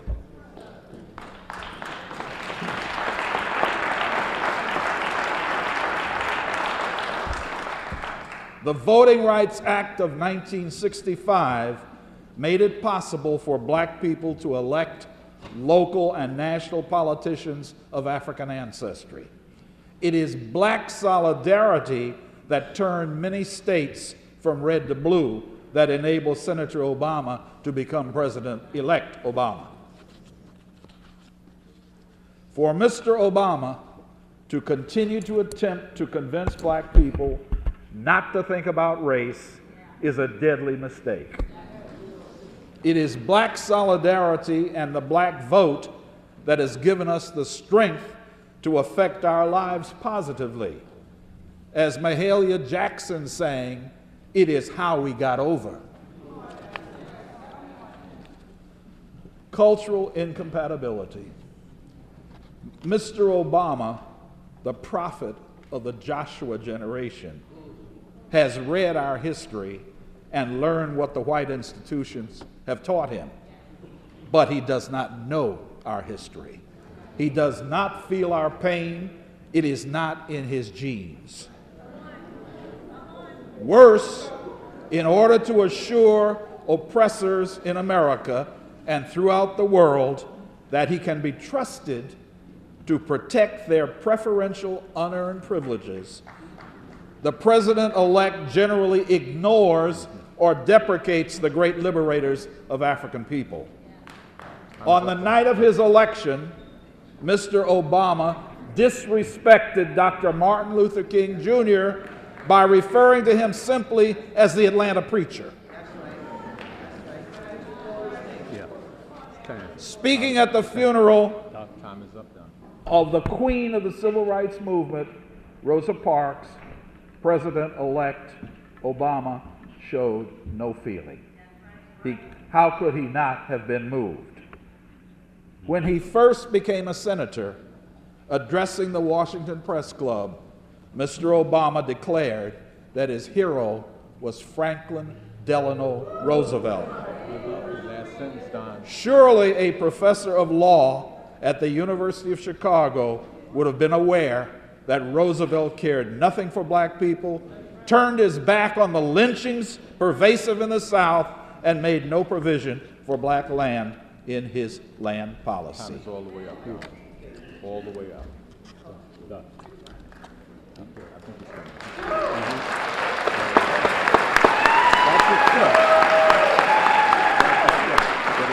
I'm making last statement. Last statement.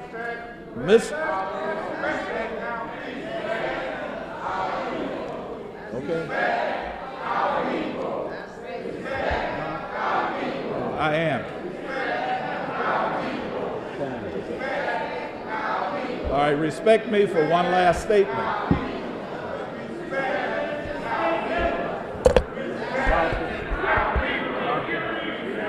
I will. You got a 2-minute summation later. You got to get off the stage. Okay. I have one more statement. You have a 2-minute summation later. You have to get off the stage. Okay. You got to get down. You got to get down. Come. We'll talk about it later. Watch your step. Be careful. Later. Everybody gets 2 minutes Watch later. your You got to step. get down now. Watch your step. Be careful. All right. Be careful. Watch your step.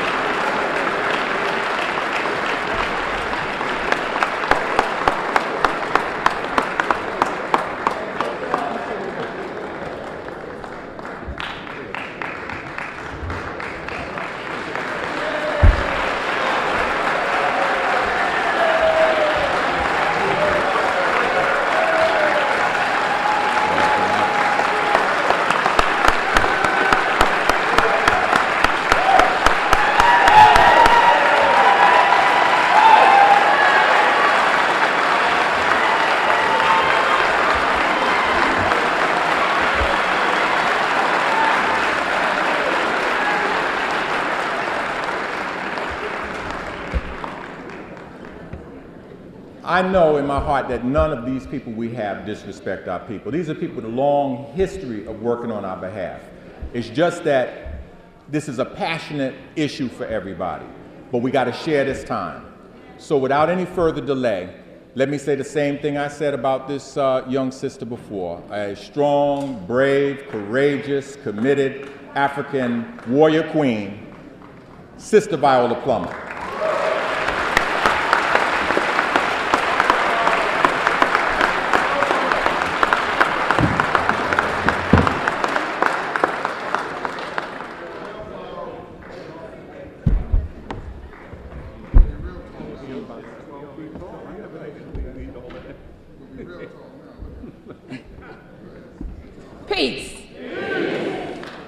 Dr.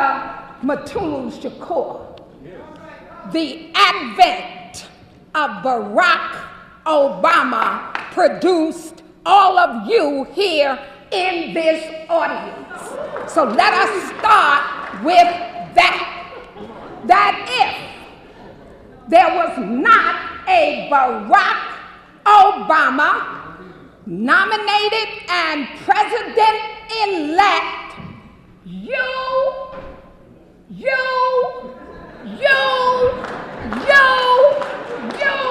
would not be here. Let us be crystal clear that the black people who voted for Barack Obama are neither blind nor confused, nor have they sold anything. Let me say this. If we do not believe in white supremacy, how then can we believe that this young, black, brilliant man can be so duped? That this young, black, brilliant man does not have a vision, he's got a scam. And that scam is organized and paid for by, they said I can't say the C word, but y'all know who I mean. Let me say this to us, that this is the United States of America, that capitalism, yes, in crisis as we speak, and it's a cyclical crisis, but it is capitalism nonetheless, and that there is no Barack Obama, there is no Cynthia McKinney, who we love and cherish, who through an electoral system can change capitalism. They can put in their cabinet Dr. Donald Smith, and all due respect to Dr. Donald Smith, always and everywhere. My point is this, that there are two choices we have. That either we believe that a symbol of black intelligence, brothers and sisters, not blindness, not confusion, not uninformed, but years of black struggle, okay? Years of understanding the history from which we come, okay, can change capitalism. That it is either, and I don't think, and I've been in all of the motions toward it, that we here today are prepared to change capitalism, because the way in which it will be changed, brothers and sisters, is the violent overthrow of the state.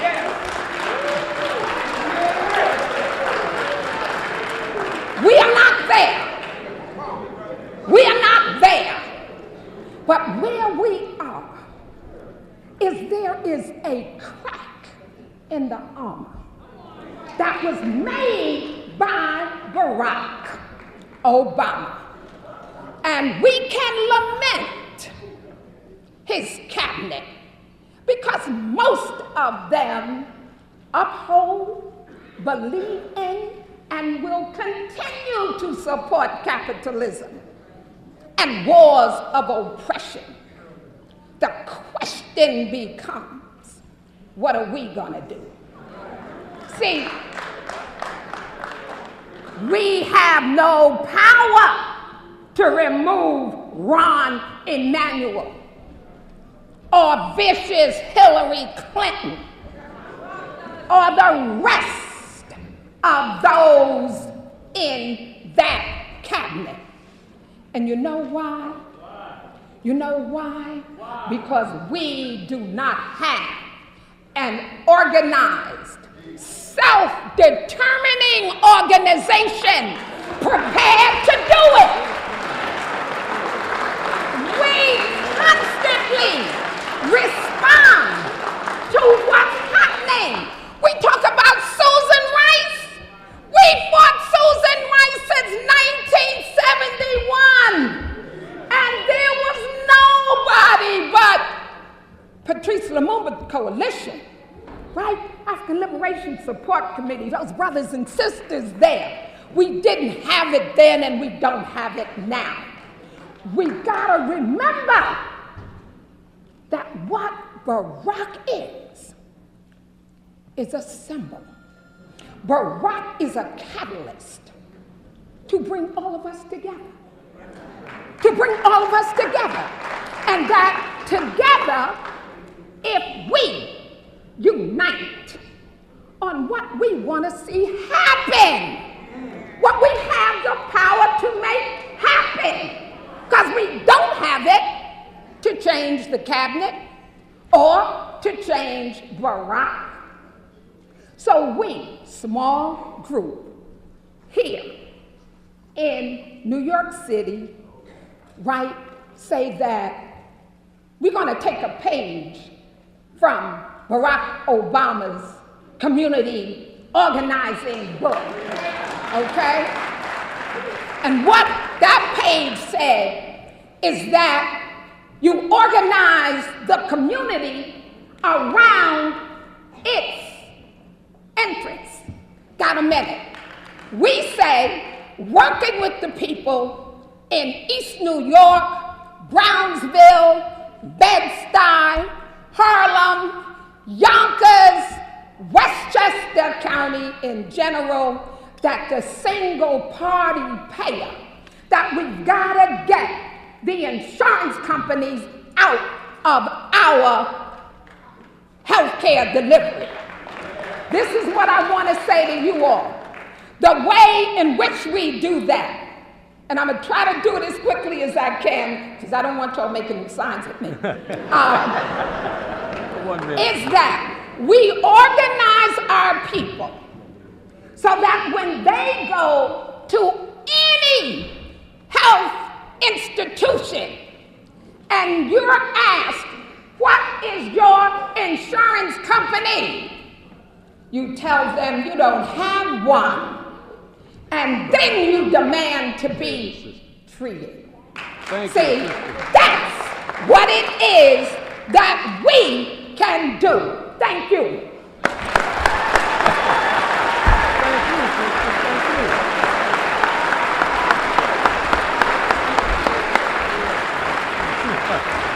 That's okay. That's okay. I'll do it from here.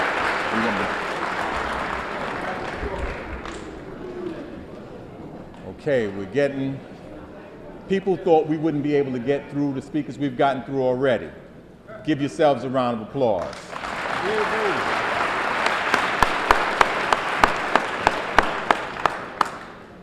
There's nothing stronger than our people united. Is that right? That's right. Our next speaker is a brother who built an actual institute to our esteemed, honored, and venerated ancestor, Dr. John Henrik Clark. When I say that, you're supposed to applaud, brothers and sisters.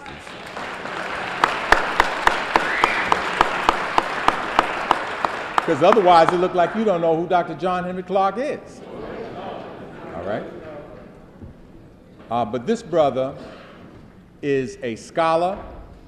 He's right here from the city. He's up there at Cornell. He has helped so many people and allowed so many people to benefit from the wisdom of our academics. People like Dr. Yosef Ben Yakinen have worked up there. And now he works with the Board for the Education of People of African Ancestry down here, along with 6 other members of this program. So you see, even though people are on different sides, they are and we are working together. Please give a round of applause for our brother and scholar, Dr. James Turner.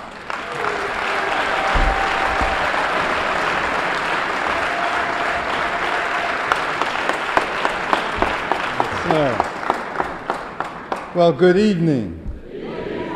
The one thing he said that I consider important about me is that I've learned to know when the situation requires adjustment. So I too, Don, like brother, came prepared. But I understand that I have never experienced being dragged off the stage. And I ain't about to have that happen tonight, all right? I used to go to Apollo and see that, and used to say, Lord, how do you recover from that? I also hope we will stay friends after all of this, because in some very important ways, this discussion is premature. That is to say, it's important that we have the preface, but this is a process like none other we have known. So we are challenged to see it through, and we have to be critical at each stage.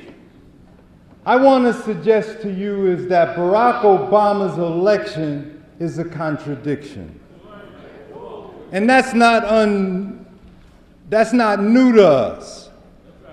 At every stage of our struggle, we have had to contend with critical contradictions, all right? There is no one in this room, I would imagine, that would say to us that McCain and Palin was an option. It just ain't so. I don't believe there's anyone here who says that we would not like to see even partially the deracialization of American leadership. His election represents in part a deracialization. But on the other hand, it maintains white supremacy and racial inequality. That means we have to consider what are elections. Elections don't radically overturn political systems. And to the extent that Obama is there and presents the notion that this is an equal society, that is not good for black people. It means, therefore, that we have to be rigorous in our challenge of what this contradiction means.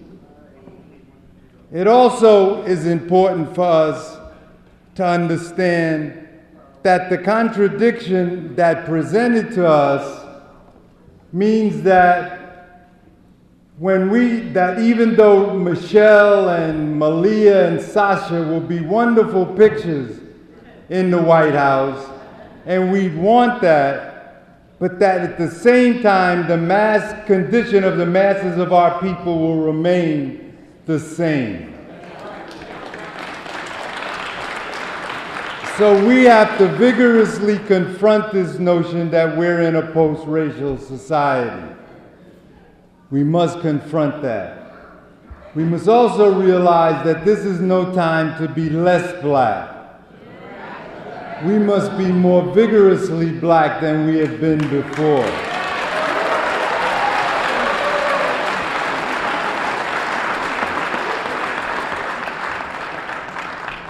Which also means that we must continue this dialogue. This is not an end, it's the beginning. If we suppress internal discussion, then that will really be bad for black people. Thank you.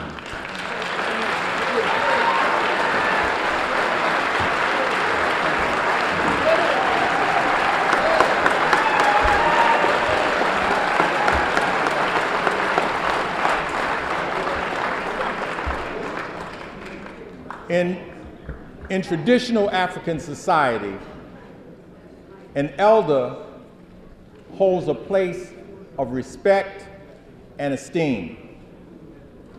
And one of the things that the community relies upon elders for is to speak truth based on experience.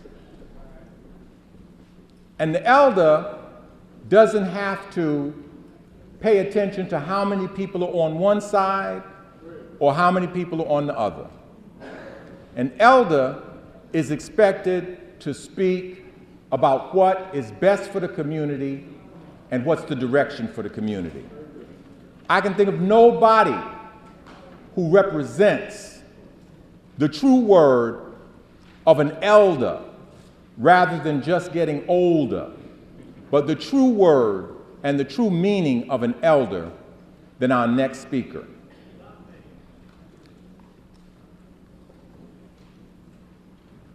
If you see me making errors, it's not because I haven't had good teaching. Dr. John Henry Clark was my teacher in college.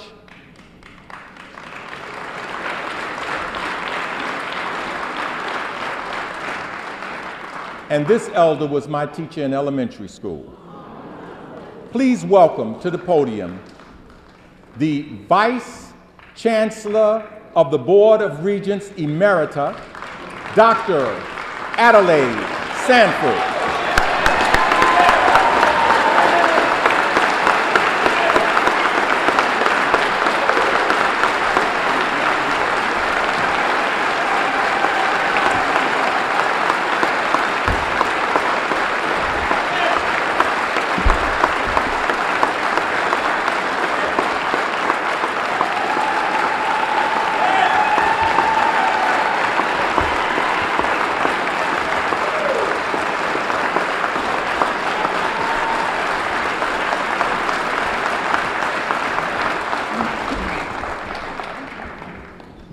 My beloved ones, my spectacularly intelligent, creative, resourceful, resilient ones, what a joy it is to see you gathered here in this way. When we have brought the genius of our intellectuals to coincide with those who work with the lost, the last, and the lonely. And it is important that as we raise this question, where do we go from here? Let's not go where we have been. Let's not leave divided and confused.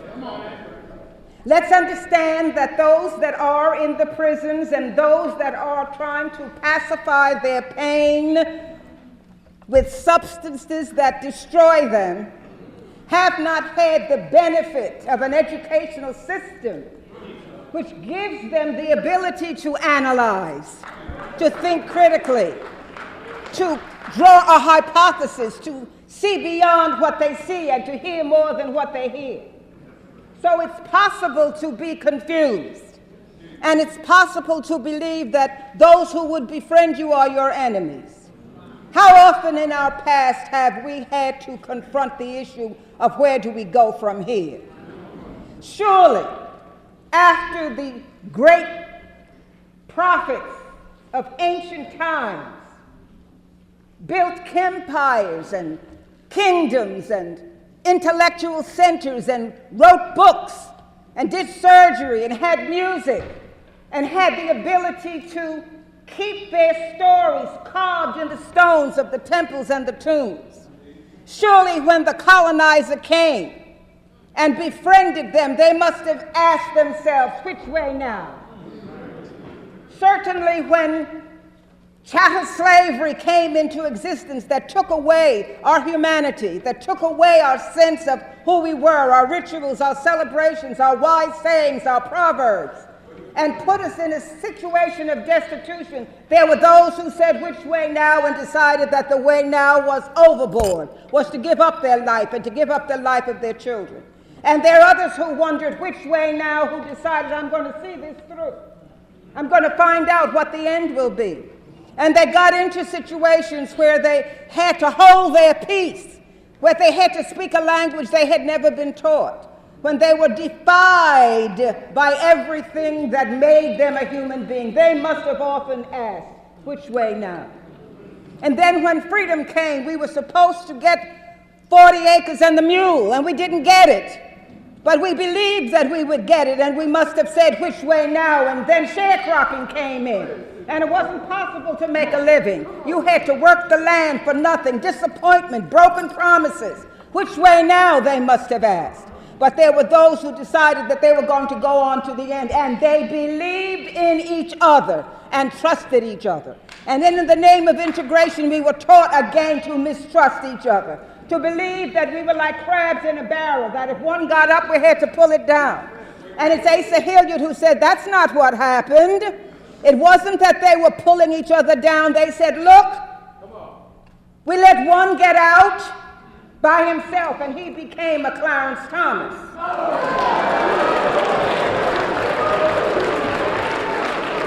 And so the crabs in the barrel said, we're all going together, or nobody goes. They must have asked themselves, which way now? And then when Brown versus the Topeka Board of Education came along, I was a principal in a school, and the parents believed that the children were going to get equality of educational opportunities. But it was a falsification, another disappointment, another breakdown of hope, another act of defiance, another act of rejection, another act of deliberate falsehood. And we must have asked ourselves, which way now?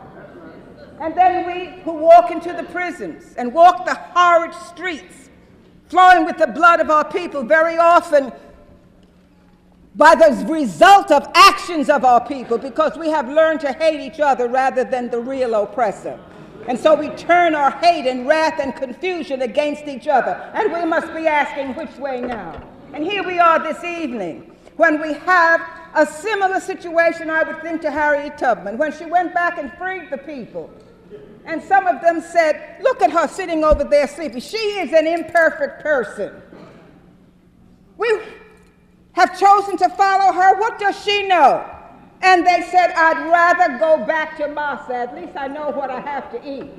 They had decided which way to go, but she pulled out her musket, didn't she?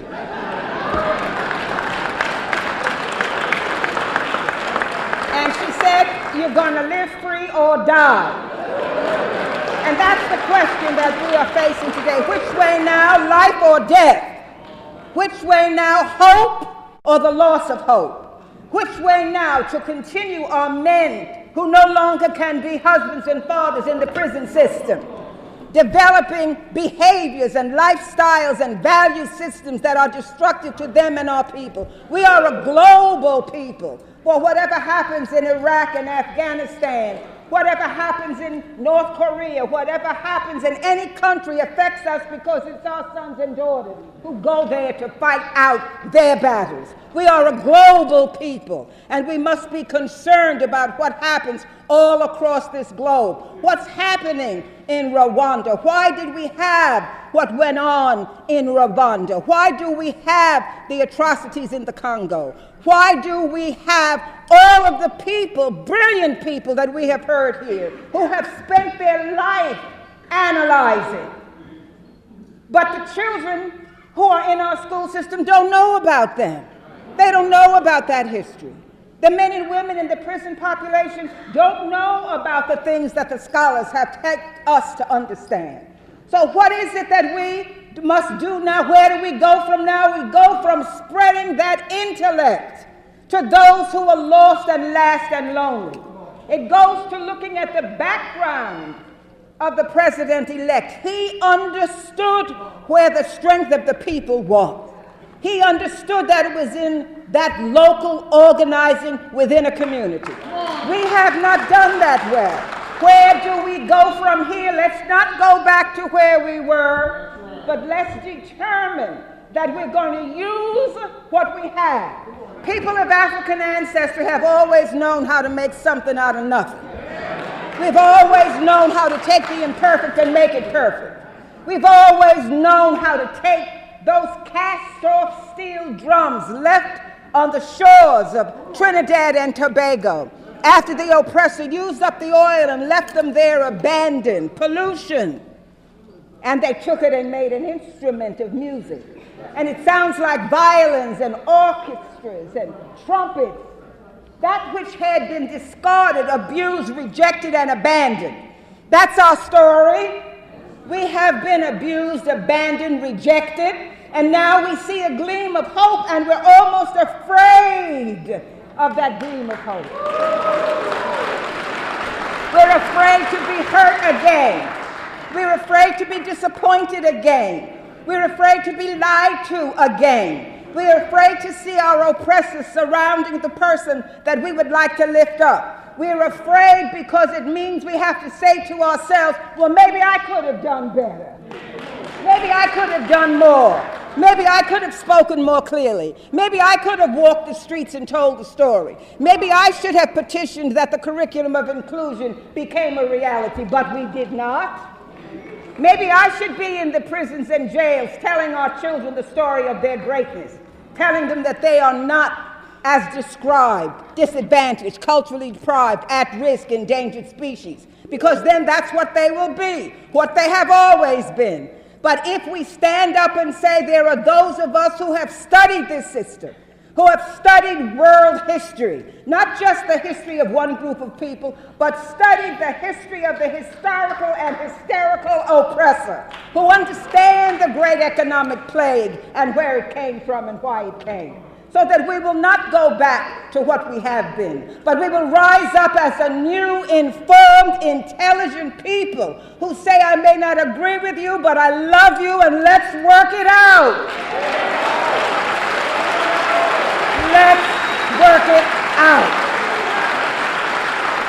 We have no other chance but to work it out, and we will, for we have known disappointments and rejection and depression, but we have also known miracles, and we've seen miracles, and you are a miracle. Let's make it a universal miracle.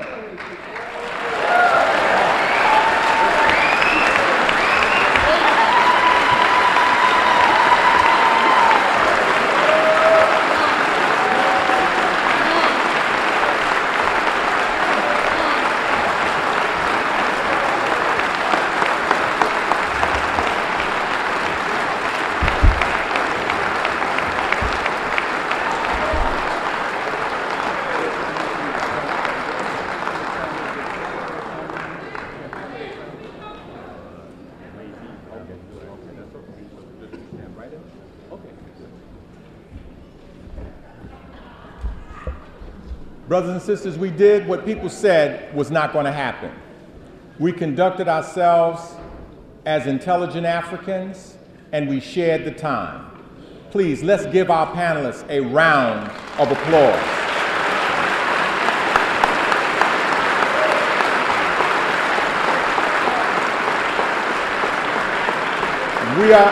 We are going to hear from them again. We're going to hear from them in 2-minute segments.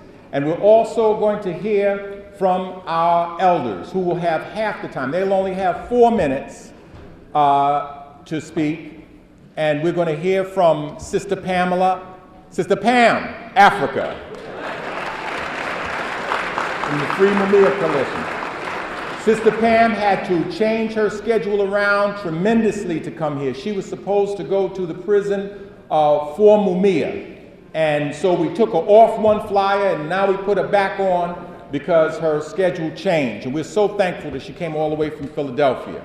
We're going to hear from a person who's not speaking about being a political prisoner from some abstract school book sort of a way, but from a person who spent years and years and years in prison. And guess what? The brother was innocent. I'm talking about Brother Daruba bin Wahab.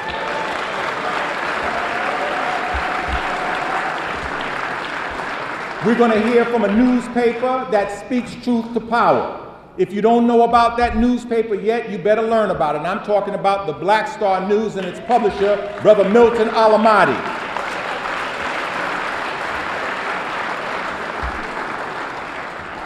We're going to hear from a person who transformed Medgar Evers College, made it get courses to teach about Professor Clark, brought in all of our leading scholars, had on the same panel Brother Karinga and Dr. Ben, which is no small feat. And I'm talking about Dr. Clinton Crawford.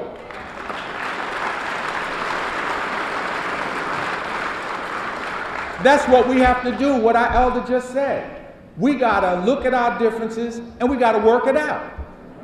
To tell you the truth, when somebody I respect as much as I respect some of these panelists say that they're against Barack Obama, that was like throwing me a lemon. And you know what they say to do with a lemon when somebody throws you a lemon? You make lemonade. And that's what we're gonna try to do now. I want you to consider one fact. Dr. Mutulu Shakur was healing our people here in Harlem and in the Bronx. He was one of the pioneers in using acupuncture to stop people from using drugs. Get a clear picture in your mind. A man is hooked on drugs, destroying our community, and this brother, who they say is so terrible, used healing to get them off of drugs and help heal our community. I want you to consider one more factor, and then I'm finished. I'm going to wait for you, because I don't know what you're going to do. I haven't a clue. Dr. Mutulu Shakur is innocent. Is innocent.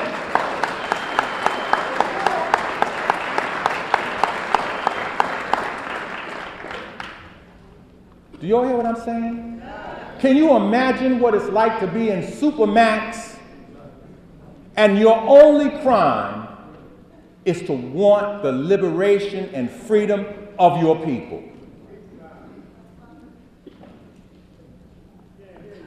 People, I ain't saying nothing. I stopped for a minute. Brother said he couldn't hear me.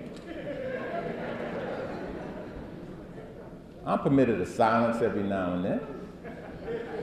I'm thinking because I want to motivate us to really make this a historical moment.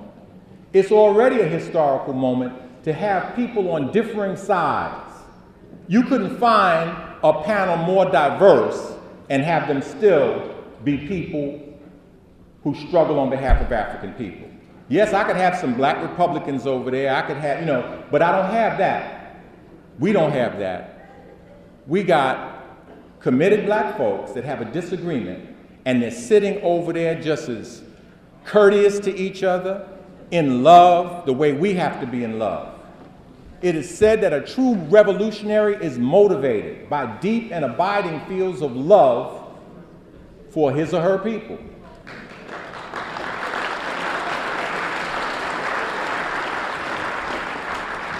Admission is free. It'd be a nice joke to say, yeah, but you got to pay to get out. You don't. You can sit there on your money and walk right out, take and not give. Ayikwe Amma said, all of life is twin. Let he who would cast the spell of death separate the two. Giving, receiving, giving, and receiving. I've received a lot today, and I'm going to contribute to the family and friends of Dr. Mutulu Shakur, and I'm going to ask you to join with me. I'm going to ask you to take out your checkbook. You figure out how much you can afford. This is an economic crisis, but as you figure how much you can afford, I want you to remember how much you spent on those sneakers you bought for your grandson or your son, hopefully not for yourself, maybe for your daughter, but hopefully not for yourself. I'm talking about the sneakers with the lights and the propellers and the belt and the buzzer. You know how much you spent on those. When you think about how much you can afford, just think about that.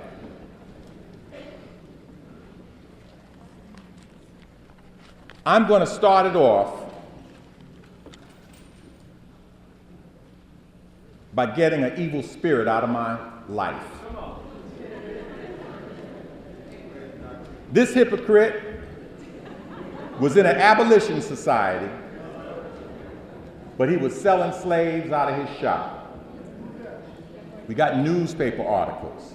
I want everybody that wants to get a whole lot of evil out of their life. I like to make it funny, but also remember a man's life hinges. We've got to have legal representation for this brother, and we are a long ways from getting it. The family and friends of Mutulu Shakur have been fighting a strong and diligent fight, but they can't make any progress because they don't have the only thing this diabolical capitalist society, see, you don't have to say the C word, this diabolical capitalist society understands, and that's money. Everyone who will join me in donating $100, please come up and put it in the basket. I will appreciate it, his family will appreciate it, the family and friends will appreciate it.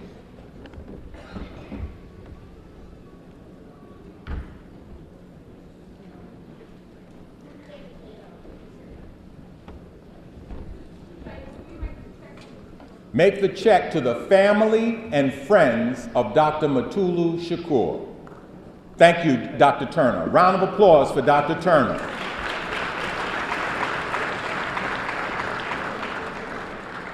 All right, I see a strong brother. What's your name, brother? I know you. What's your name? Brother Mike. Give him a round of applause. We all got applause, even if we ain't got any money. I understand it's an economic crisis. We'll buy doodads for our car. We have people upstairs also who can receive. They have baskets there. Anybody else would want, you mean in an audience of 2,000, 1,000th of the crowd would donate. Come on up, sisters. Family and friends of Dr. Mutulu Shakur. You want someone to come get it? You don't have your checkbook with you? Okay, so you gotta see that man right next to you? I'm gonna show you a lot. Borrow it from him. No. We'll take pledges later on, but right now we're just taking checks and money. So you just have to take, we'll give you yes. Thank you, sister. Give it up, give it up. You have applause if you don't have money. Come on up to the front. Come on up. Let's start an avalanche. You know, Dr. Mutulu Shakur, there may be some way for him to see this video. I'm hoping that we'll have a program like this maybe in under a year, and that he'll be right here up on this podium telling us thanks, telling you all thanks. But right now, he can only make 2 phone calls a month, and they won't tell him when those calls come. You understand what that is? Because if he could make a call, trust me, he'd be calling and speaking into this mic right now. Please give it up for these people dropping hard-earned money in there. Drop it up. Drop it in there. Thank you. Thank you. Thank you. Thank you. On behalf of Dr. Shakur and on behalf of the family and friends of Dr. Shakur, I thank you. Make it out to the family and friends of Dr. Mutulu Shakur. The family and friends of Dr. Mutulu Shakur. Thank you, brother. From Baltimore. From Baltimore, brother came to support. Give him a round of applause. They're coming. The people are coming. Give up the applause. Keep it going. Motivate. Motivate. If you ain't got no money, applaud the loudest of all. Add some spirit. Right now I'm asking for $100. Everybody with $100. Anybody with $100. Come on up, brother. Come on up. Oh, he said he's waiting for his number. No problem. No problem. Wait for your number. Come on up. I see my sister Yasmin on Brother Bernard's birthday, too. Give a round of applause to Sister Yasmin. My brother Hashim, give it up. New Black Panther Party, $100. Give it up. $200. Give it up.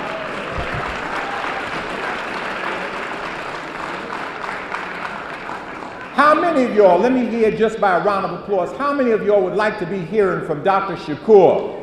How many of y'all would like to have him here healing our community again? Just by applause.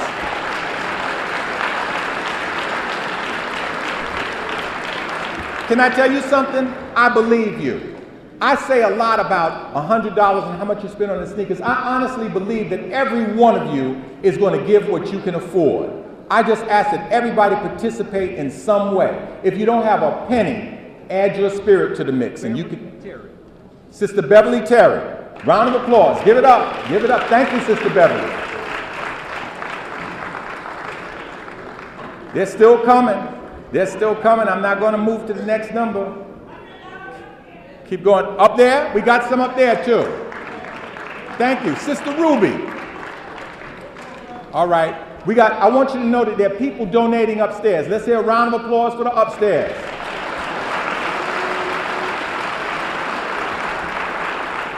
Now, I made another one of those mistakes I told you my doctor told me about, and that is, when I said 100, I didn't let you know. You can give more. You can give 200. You can...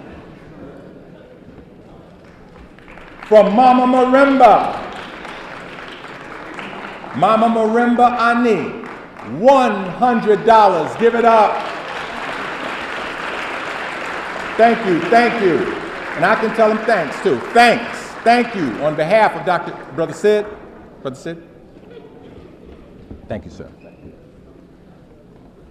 That's very good. But what I want you to know is whatever it is you give, when I drop down to 50, I don't want you to give any less applause than you give for 100.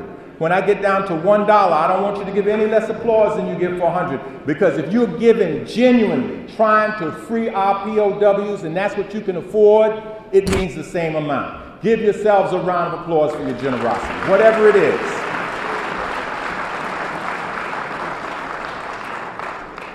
I want you to give the next amount. I'm going to drop down very quickly. I'm going to drop down to, y'all think I'm going to say $99.99. I'm not going to tell that old joke again. I want you to drop down to $50. We're going to do these old dead presidents and dead oppressors. Benjamin Franklin was never the president. But this next one was the last slave-holding president. I used to say he graduated at the bottom of this class. He didn't. He graduated exactly in the middle. He fought for the North, which you think means that he fought against slavery, but in his youth, he had slaves and he failed in agriculture.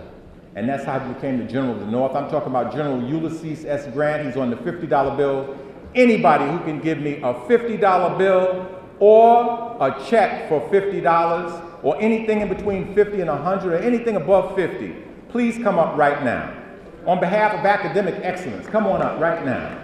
I want them old mediocre generals, those slave-holding presidents. Get them out your pocket. That's why you have a cold. It's not germs, it's evil spirits. Thank you. I have another request. Make your check to the family and friends of Dr. Matulu Shakur. It's on your program, the spelling. How many people didn't get a program? How many people did not get a program? Who was that? Dr. Ackland Lynch. My goodness, a legend in the house. Give him a round of applause. You make your checks to the family and friend of Dr. Matulu Shakur. I missed a few people that came up, but I want you to know that it's appreciated, and I'll see you on the DVD. Everybody who has $50 or more, I just want 5 more people, 10 more people with $50 or more. Come on up. Here comes sister. What's your name, sister? Sister Virginia. Give a round of applause. We had Marilyn. Hey, Brother Gasaway. Round of applause. Educator, hero. Strong brother. I saw that was $60. I can see that from up here. Anybody else with 50 or more? All right. Uh-oh, we're going back up. Chris A. Richard, $100. Round of applause. From everybody?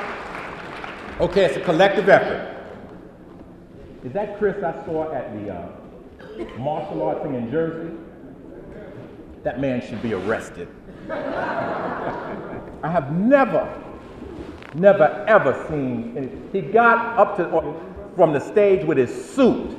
You can ask my wife. I came home saying, I've never seen anything like that. You would have do not mess with that man right there. Trust me. Trust me. That's Anthony Muhammad's brother. Is that right? No, that brother is deadly. Deadly. You want this back? No. Oh, okay. Okay. Whatever he said, that's it. Here you go. And that's from Mrs. Pope. Okay, Mrs. Pope? Okay, what was that? $50? Yeah. Also, $50 for Mrs. Pope. Round of applause.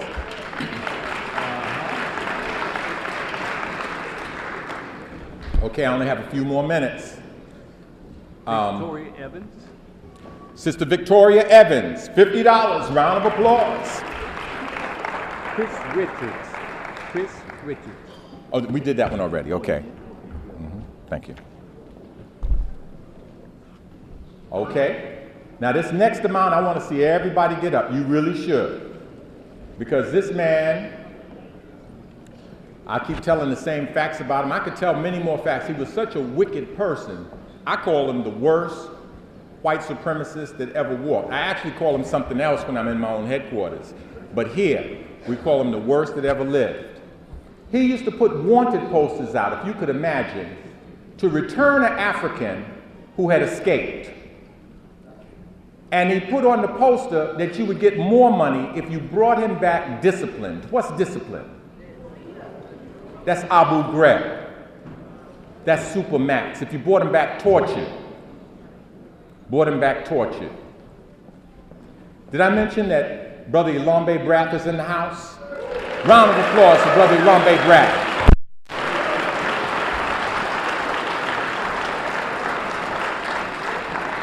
That's who Dr. Mutulu Shakur is, that Ilambe would get up from a sick bed, and we're so happy to see him.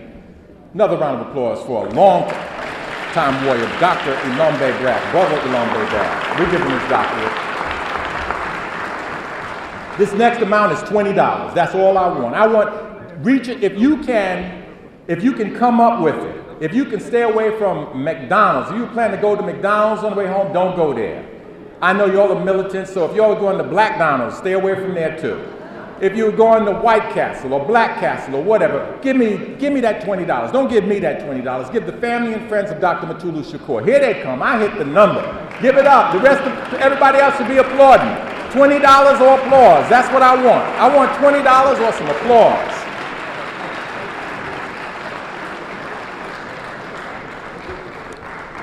I don't know why he's hiding out in the audience, but I've just been told that the founder, you may as well say the founder, maybe co-founder of hip-hop, Brother Africa Bambaataa is in the house. Give him a round of applause. Come up here, brother. What are you doing out there? What are you doing out there? You get right over here.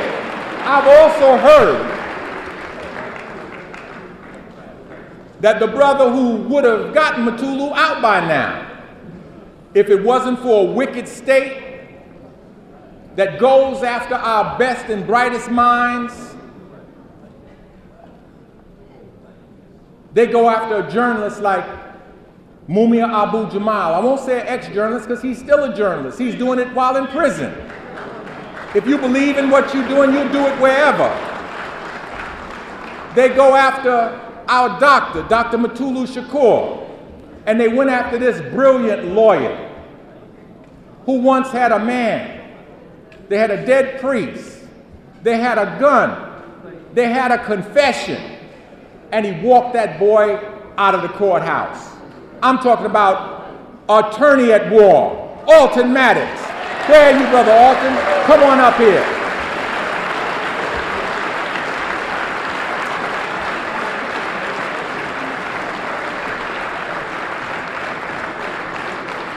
And you know, it almost didn't happen because, you know, this brother is so busy that I have to call him about 20 times to get through one time. But this week, I got an email, and I don't know if she was the origin of it. Okay, I won't tell. I won't tell.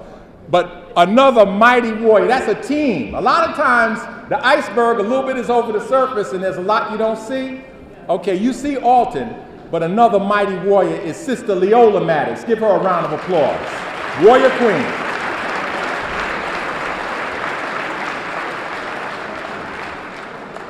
Okay, now at least I know who sent that email. Okay. Okay, listen, people have been giving all along while I was running off at the mouth. Let's give them some applause. Those $20 are still coming in. They're still coming in. They're still coming in. Let me tell you something.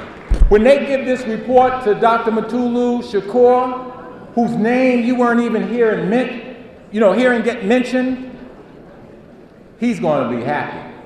This is going to give him a little ray of sunlight even in Supermax. Did you hear what I said? This is going to give him a ray of sunlight in Supermax. Thank you, brothers and sisters. Thank you. I told you I had 2 points. We have 2 points we want to make. Barack Obama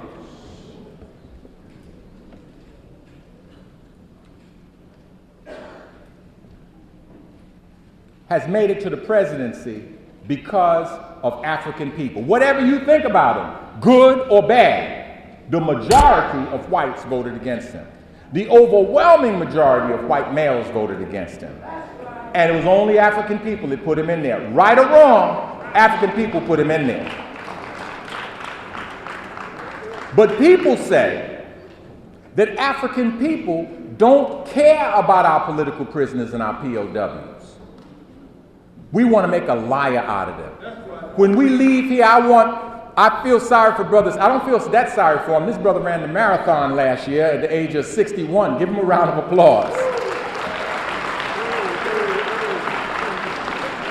See, that's how you know these real soldiers, you know? They stay in shape. Okay, but the point I'm making is that we want to put a lie to the fact that people try to present as a fact that people don't care about our political prisoners and POWs. A lot of people are not working hard enough. A lot of people are not being creative enough.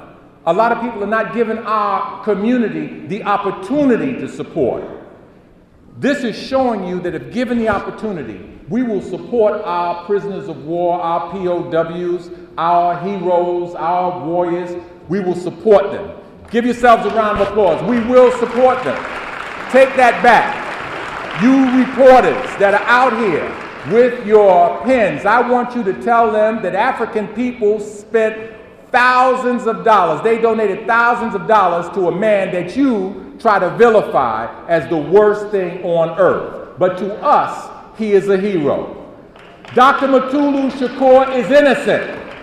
Matulu is innocent. Matulu is innocent. Matulu is innocent. Matulu is innocent. Matulu is innocent. Free Dr. Matulu Shakur. Free Dr. Matulu Shakur. Free Dr. Matulu Shakur. Free Dr. Matulu Shakur. Free Dr. Matulu Shakur. That's right. Put that in your secret video. Think I don't see you? All right, listen. Let's move on down. We're almost finished. You might not have had 20. You might not have had 50. You might not have had 100.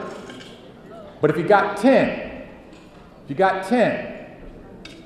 cost $5 to go across that bridge into Queens. Take off from work on Monday. Tell them you're sick. Save that $10. Put it in the basket. And I'll give you a doctor's note. Now, I forgot to mention, I'm a psychiatrist, but I will give you the note. Come on up, everybody with $10 right now. Let's finish this right off. Everybody with 10, 9, 8, 7, 6, or $5, come on up right now and give the loudest applause of all. 10, 9, 8, 7, 6, 5, 4, 3, 2, 1, pocket change, whatever. Come on up now, everybody. Everybody, whatever it is. If you got that big money, you don't want anybody to know, you come up right now like you're dropping in $1 and drop that $1,000 in there. Drop it in there. Drop that Chase in there. Chase, he's on one of them big bills. I think it's 500. Drop it in there. Drop it in there. We'll take checks, cash.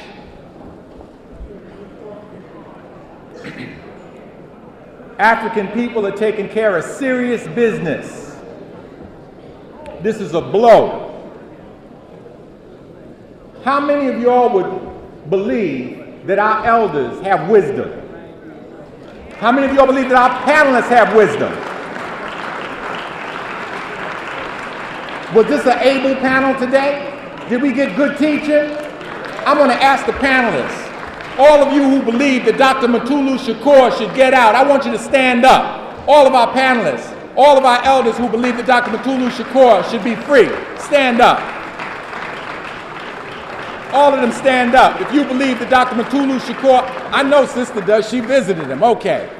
Thank you so much. If you support them, come on up now. 10, 9, 8, 7, 6, 5, 4, 3, 2, 1, pocket change, whatever you have, drop it in that basket. And here's the thing. We're going to give you a count at the end. We're going to give you a count. And we're going to make the formal presentation to the family and friends of Dr. Mutulu Shakur. Brothers and sisters, thank you. We're going to get back to our program right now. I'd like everybody, wherever you are, stand up, please. Everybody stand up. Okay, put one hand up like this. Put another hand like this. Now lean to the left a little bit. Lean to the right. Now stretch. Stretch. All right. That's it. Okay. We ready to go? That's the 7th inning stretch. Thank you. Okay, we got a nice donation. We can't say, but give a round of applause to Brother Carlos D. Muhammad from Love for Yourself. Oh, I know who that is. All right, give a round of applause. Love for Yourself. All right, everybody stretch now. We're going to hear from these elders in 4-minute presentations. No, I'm not doing that. Okay. Everybody, make sure you sign the sign-in list that's being circulated. Brother Bill, he's in the other room. Okay. Ask him to come out with the sign-in list. We want to get everybody's name. Everybody else wants to get everybody's name too, but we want it.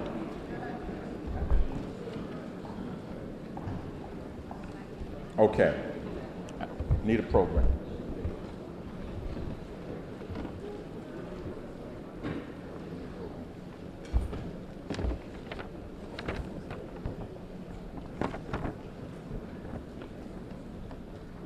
Okay, our first elder who's going to come up and speak. If she's not really an extreme elder, we did have a birthday party for her right down here when she made it officially into the elder years, right in the same building. She knows what it is to support African POWs and political prisoners. I can say truly she needs no introduction. The way that most of us know about Brother Mumia Abu Jamal is because of the hard work and effort that her and her comrades do. Please welcome, all the way from Philadelphia, all the way from changing her schedule around, Sister Pam Africa.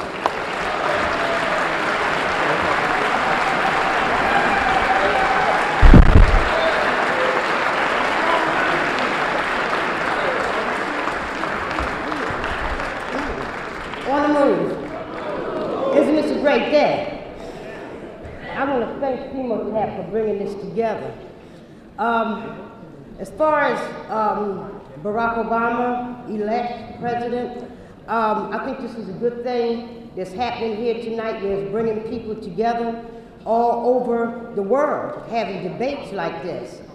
I want to make sure that I get one of those tapes, because the education happened here tonight that I have never seen happen anywhere else, and I'm waiting for more to come. On my way up here, Viola said, well, how the heck do you get to be called an elder? I said, well, I'm an elder baby because I'm 62, okay? So this is the elder baby. I'm known as the Minister of Confrontation for the MOVE organization, right? And I want to point out very clearly, I don't vote. I don't believe in this system, no kind of way. But I respect those who do. In fighting this government, we must use every means necessary. And I defy anybody to get up in my face and tell me, because I don't vote in this game, that I don't have a say. Because let me tell you one thing, this non-voter through the strategy of John Africa. We walked through Harrisburg when they said that under no circumstances will you be able to see a governor and make that governor back down off a death warrant. We didn't do it alone. We did it with the strategy of John Africa, and we brought those people together who vote, those who don't vote, those who have 6 and 7 houses, and those people who have none. I'm saying we all count. Every last one of us counts. I don't believe in voting one day and then leave it up to Mr. Obama and ought to carry it on. I'm saying like Viola and Brother Leroy and the people over there in that platform there. They vote, and what they do, they work 7 days a week, 24 hours a day, just like I do. Just like I do, and there's a lot of us out there. So I'm saying, people, when y'all talk to people and you talk about the people who don't vote, understand, there's a lot of us who don't believe in it, but we damn sure fight. With that, I'm gonna say, we have done things that have never been done before, and we will continue to do things that we have never done before. But we don't do them alone, we do it all together. The hip-hop generation, the youth, and all, it's so powerful and what it is that they have brought out here today. I cried that day when I seen my brothers and sisters in the street, and for the victory that we had of bringing people together and standing on that front line. And I'm saying most people in this vote here, they was not voting for Obama, although a lot of people did, but a lot of people was voting against Bush. And I'm saying when you bring all those forces together, we took this mother down. We took it down because there was people who did not vote, but they were out there fighting and will continue to fight. And inside the prisons, outside the prisons that's on the street that people don't even realize that they are in a prison.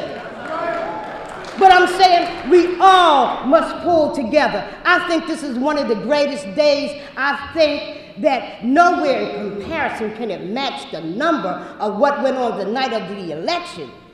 But understand what we have here today. And over here, this box here is not a quiet box. And we all love each other. And you talking about the great debate, you think it's going on out here, you ought to be in that box. You ought to be in that box. But I'm saying, although we disagree with the strategies of each of us, and we pull together, we have no illusion about who it is that we got to take down. We got to take corporate America down by any means necessary. Understand that. With that I say, long live revolution. And when you say that you can, we can bring Mumia home. We will bring Mumia home. And we will make people accountable for that.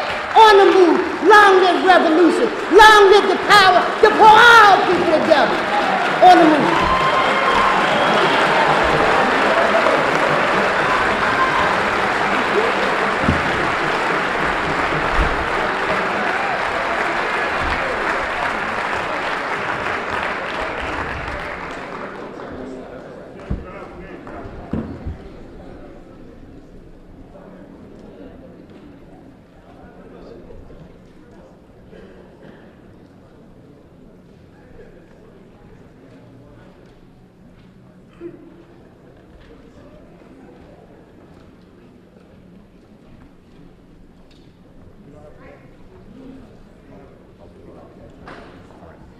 There's someone who works with a brother who has a wheelchair and needs to get out.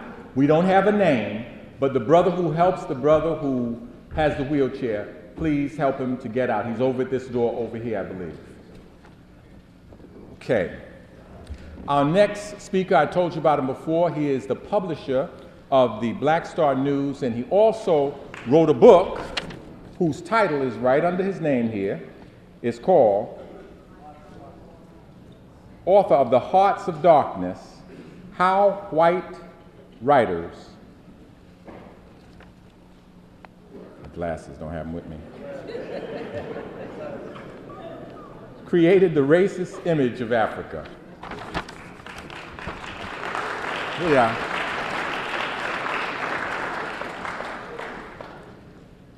You know, the enemy's always working. You know, they sneaked in here and put my glasses over there on the podium where I couldn't see them. Gets on my nerves. At any rate, what this brother has volunteered to do, he has plenty of copies of his book. I'm sorry, Brother Milton, I'm taking a little long. He has copies of his book.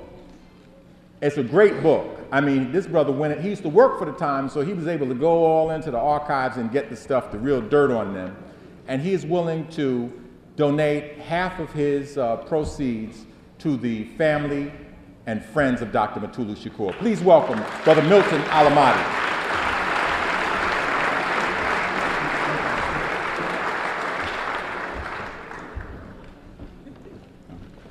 I got this out because I want to time myself for 4 minutes. I'm going to waste at least a minute here with some trivial stuff. Who saw Bush today ducking from the shoes? For those of you that missed out, he was addressing the media in Baghdad, in Iraq. And a reporter, I kid you not, got up from the audience and took off his shoes and tossed it at Bush. But you know what? I got to give him something. He's got reflex because he went like that. And the shoe zipped this way. And then the second shoe came this way and he went that way. No, if you don't believe it, you're going to see it in the news when you get home. It happened.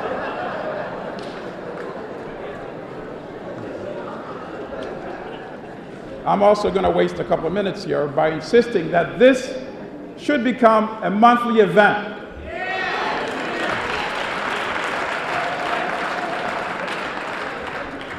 We ought to support the organizers and make sure every month we have a different theme. Next month, the theme could be, now that you bailed out Wall Street, where is my bailout? The following month, we can have another theme. Who is really responsible for the genocide in Eastern Congo? Who's benefiting from it? Which Western companies are benefiting from the genocide in Congo? I had to waste those minutes because these are critical things. They're all tied in together. But why are we here today? To answer this critical question, the election of Barack Obama, is it good for black people? I think that question needs no answer. Sisters and brothers, we ought to stop playing games. When the majority population get together, they don't play games. I had notes here, but I'm going to put it down. Even the so-called liberals, they say they're on our side. But what happened when it came down to it? When Hillary wanted it so bad, suddenly they were not above using the N-word. When they get together, they strategize. This is what we're going to do, and this is how we can accomplish it. And they've been using us for centuries. It's about time we started using them too. And that's how we must be strategic. Obama's blackness. Should that even be a question? If white people believe Barack is white, I'm cool with that. But I guarantee you, a woman like Michelle would not get with a brother like Barack and marry him if she had any doubts about his blackness. So how dare we even go there and question that? That's another triviality. We allow ourselves to be manipulated. We allow people to take advantage of us. It's about time. Let me ask you this question. Was Dr. Martin Luther King a concoction and a creation of white media? Was he? Was he a creation of white corporations? Was he? Why not? Was he not given the Nobel Prize? Is that not testament that he was indeed a creation of the white establishment? But what did he do with it? He took control of it. And that's why we have to learn how to take advantage of new situations and new realities. Yes, Barack might have been a creation, but it's up to us. How do we maximize this new reality? That is the question that everybody said here consistently. Even the ones that said the answer was no. The ones who say the answer no are actually posing another question. And this is the question they are posing. Now that we've elected Barack Obama, how can we maximize the situation and the new reality? And that's what we ought to all take out when we leave here today. Thank you, sisters and brothers.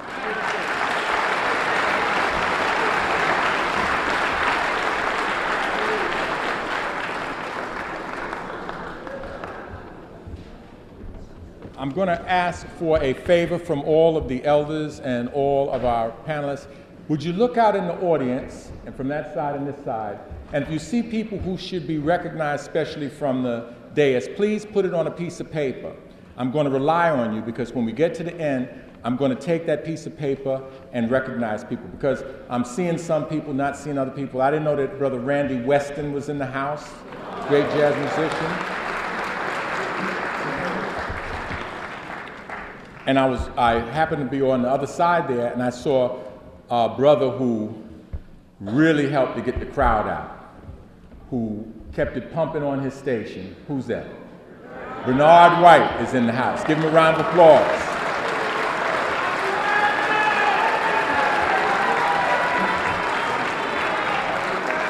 Let's take.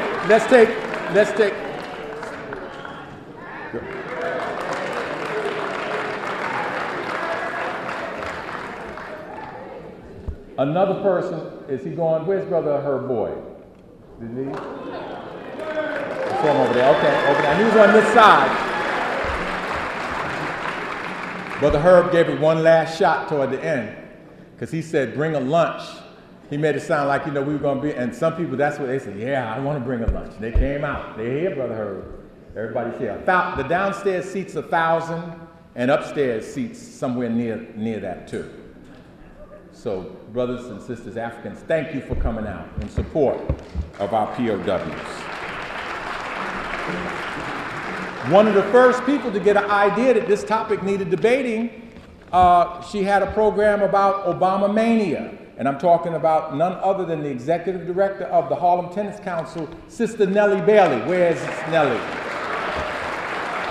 There she is, long time struggling.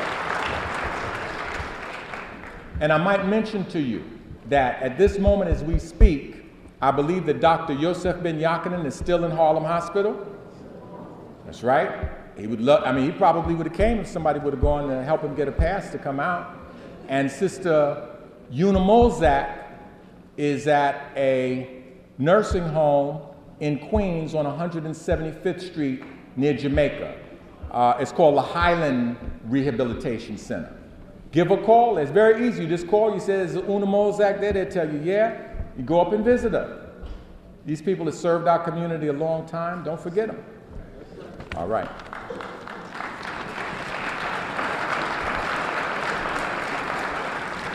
I told you this next brother transformed Medgar Evers College. He also takes trips over to Kemet and does the same type of work that Dr. Ben was doing. A great scholar, a great activist, a good brother, a great brother, Dr. Clinton Crawford.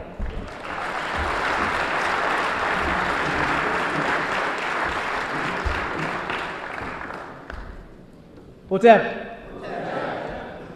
I'm very happy that I was not in a position to say yes or no.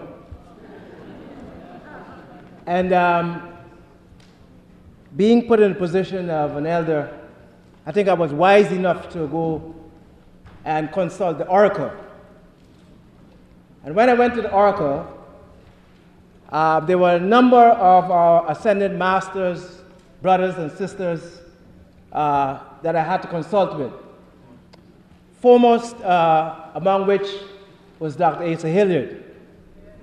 And he said to me, Clinton, tell the people that we subscribe to a worldview that is not an either or fallacy. We deal with consensus. And he also told me that to remind you that wisdom could be found even among the women who are found at the grinding stone. And then I looked to my left and I saw Brother Del Jones, war correspondent. And he said to me, Two simple words: Pan-Africanism or perish. This is what he learned from John Henry Clark. But he said, more importantly, that we got to galvanize. We, the people darker than blue, we have always pulled ourselves out of situations that we found ourselves in. And he has great confidence that we'll do so. And then there was Malcolm. And he said, no, I have nothing to say to you. I've laid down my manifesto. Some of you and some of us have learned from it, others haven't. But then he referred me to his great advisor, John Henry Clark.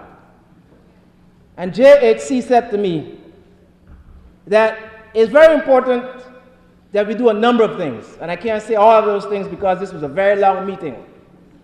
But he said to me most clearly, Africans at the crossroads, notes for an African revolution. We need to make sure that we become familiar with that text. And then in it, the one thing he wanted us to do is that we, the people sitting here and sitting everywhere, should make sure that we become responsible handlers of power. He said that, and the very strident message for today is that we need to start tomorrow's work today. We need to prepare for those yet to be born. I thank you.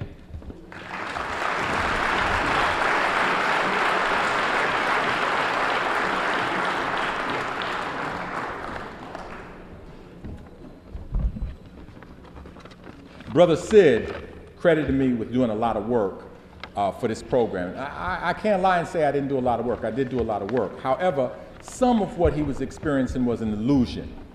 You know, there was a part he could see, there was a part he couldn't see. So that if he would see that I would come back and report that I'd gotten the mailing out, he didn't understand that I have an organization, CMOTAP. So Brother Winston Green might have handled that mailing. When he would see that various news outlets had been notified, well, yes, I did email news, press releases to various news agencies, but we have an expert in public relations at CMOTAP. The co-chair of CMOTAP, Sister Betty Dobson, won the D. Park Gibson Award one time for her discovering or creating Harlem Babies Day. And so a part of that work was done by Sister Betty Dobson. The press release was a collaboration. The point I'm making is it was not a one-man show. We have an organization. And if I was to say anything that Obama, or whatever Obama represents, or whoever he represents, what it shows is the power of organization. And there's no greater organizer that I know than our next speaker, the co-chair of CMOTAP, Sister Betty Dobson.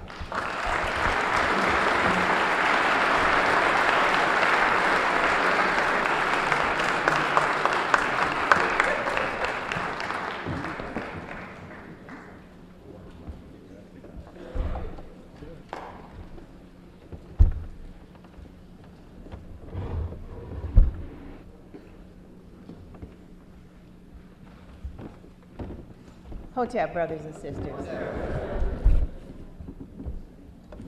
When I walked into that booth and pulled that lever to vote for Barack Obama, I was pulling it for my great-grandfather. I was pulling it for my great-grandmother. I was pulling it for my unborn children. That was the proudest moment of my life, to vote for that black man who's going to occupy the White House. I thought about the fact that as an elder, I have lived through a number of presidents: Roosevelt, Truman, LBJ, Eisenhower, Nixon, Bush 1, Bush 2, Slick Willie, all of them. And what did any of them do for us? Now we have a black man in the White House. He's the president-elect. He's going to take his black wife in there and his black children. I am not intellectualizing. I am acting purely on emotion, and I'm glad. Is he good for black folks?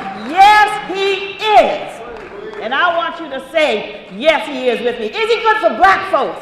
Yes, he is. We can feel proud, brothers and sisters, that we have intellectuals to give us all this information that we didn't know. But I don't care what he didn't do as much as Slick Willie, and nobody had a forum asking, is he good for us? Was there an alternative? Would you rather have had Hillary Clinton, who was dodging bullets, imaginary bullets? Would you rather have had Sarah Palin, who doesn't know where Russia is located? It's over there. Would you rather have had a man who really is nothing but a liar? He's supposed to be a person who is, given so much to his country, such a soldier, McCain. You wouldn't want that person representing you. And would we be holding a forum like this if we had such a person? No, we would not. I am so glad that I had the opportunity to represent my people, my relatives, my friends, my ancestors, by pulling that lever and voting for that black man. Now, I'm willing to give him a chance. 1 year from now, if Obama hasn't lived up to some of the things that we expect from him, then I think we have a right to criticize him. 1 year from now, if Obama hasn't made a difference in how we are viewed as a people all around the world, everybody would want Obama for their president. 200,000 white folks in Germany coming out to vote for Obama, to support him rather, couldn't vote for him. I thank you for those of you that have come. This has been very inspirational, very informative. We can now go and make informed decisions about how to best continue to support Barack Hussein Obama. Yes, we can.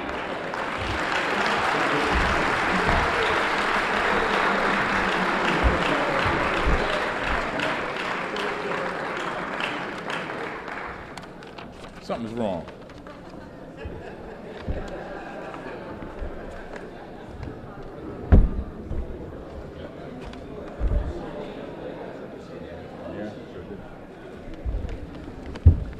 See, I'm not going to worry that I didn't notice that the step was there, but if I got up here and looked down and still didn't know, that's when y'all just carry me out of here.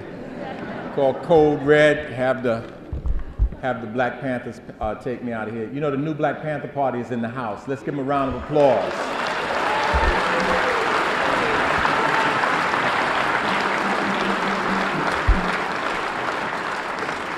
They are suited and booted, and they got this place secure. Don't y'all feel safe? You can never feel safe in America,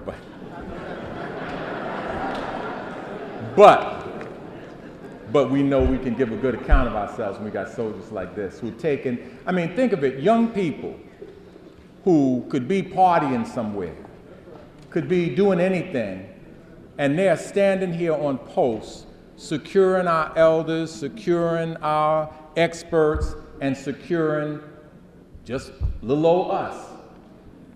That's something to be proud of. Give them a round of applause.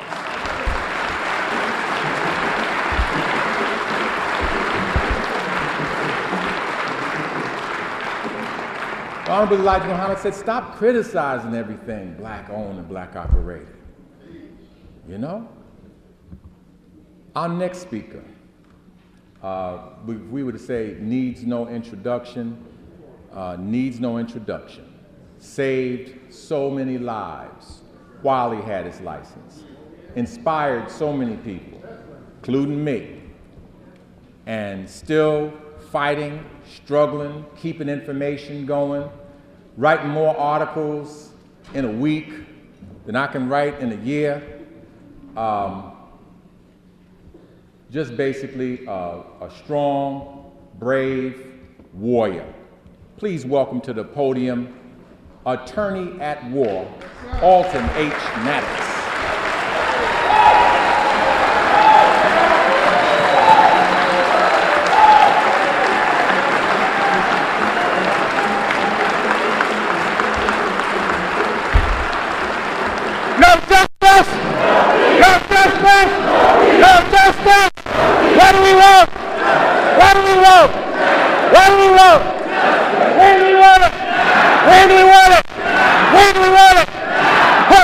Next to you and let them know you're glad that you're still African.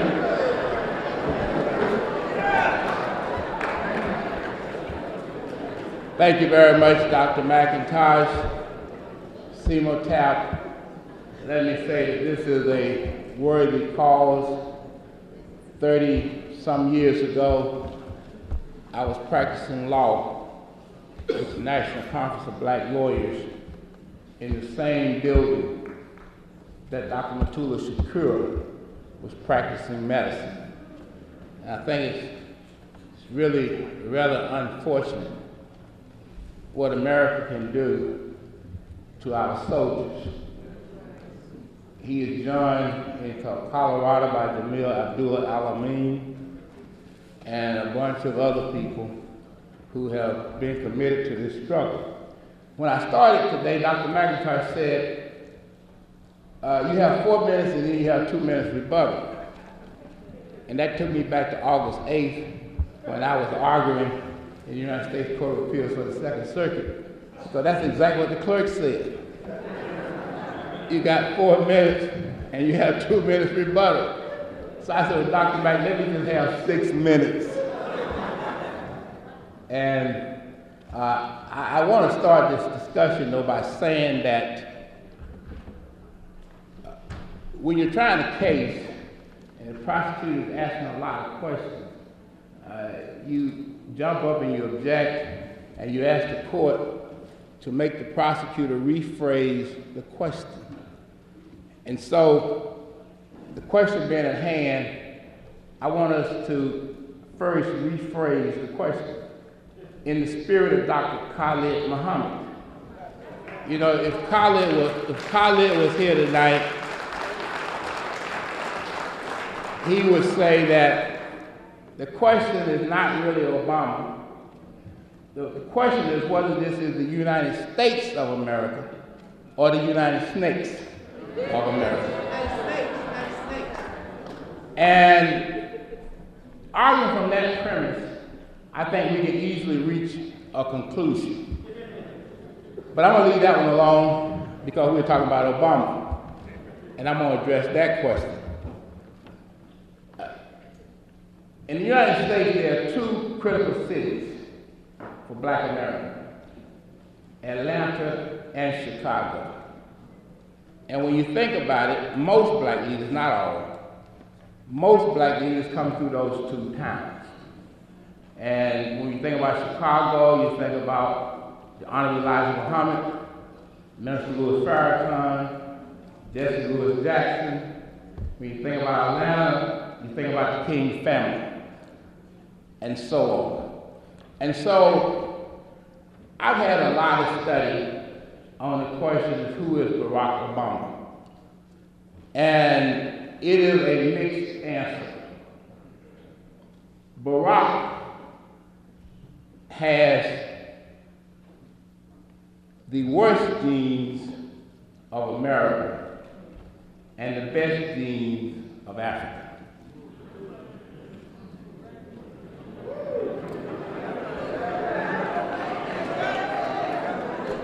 Now, I know I don't have time to preach tonight.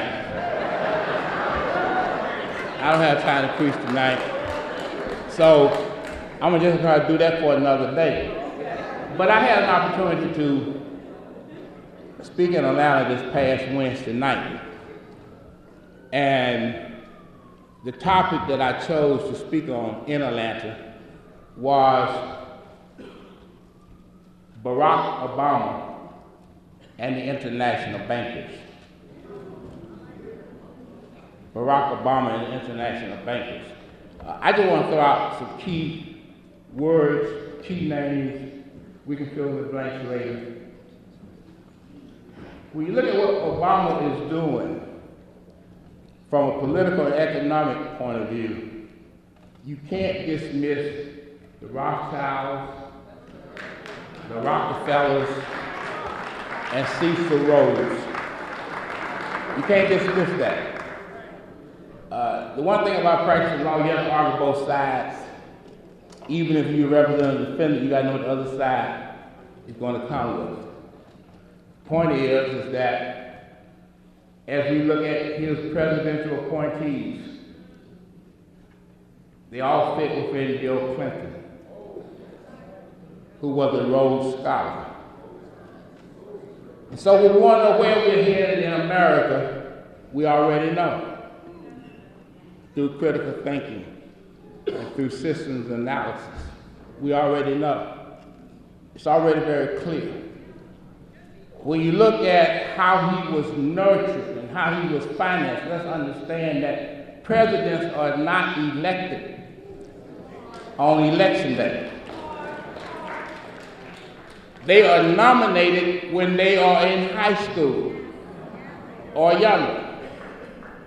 And they are elected by the international bankers way before Election Day 08.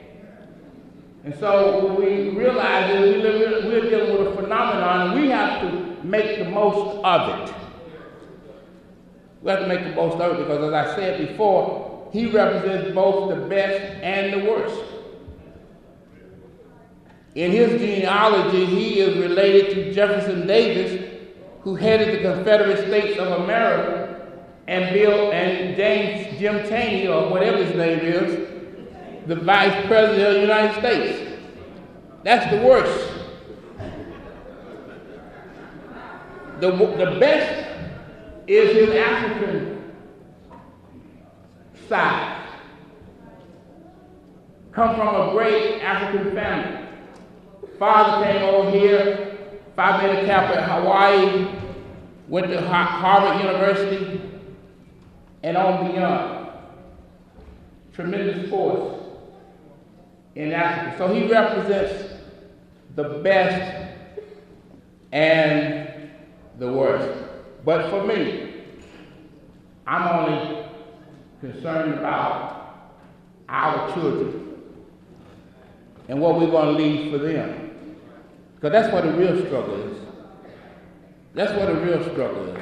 And so whatever we think about Obama, let Obama know that just like our children might suffer, he also has 2 daughters who will also suffer. And while he is carrying out his presidency, he needs to think about their safekeeping because America does not have a good record of a witness protection program. And that's on the real side. I don't want to belabor this point. I love you all. There's a lot more to discuss with respect to Barack Hussein Obama. And I know, as we say always, the struggle continues.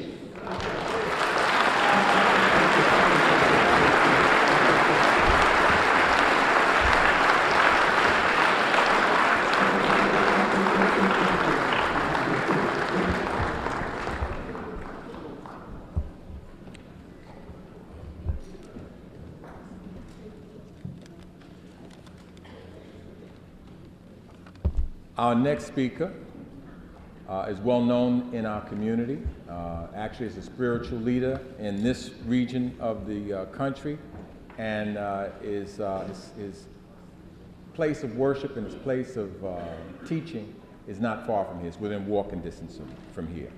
I think most of us know him also because he has a radio program in which he's talking about relationships and talking about issues in the community. Please welcome a great brother, Brother Abdul Hafiz Muhammad, Minister Abdul Hafiz.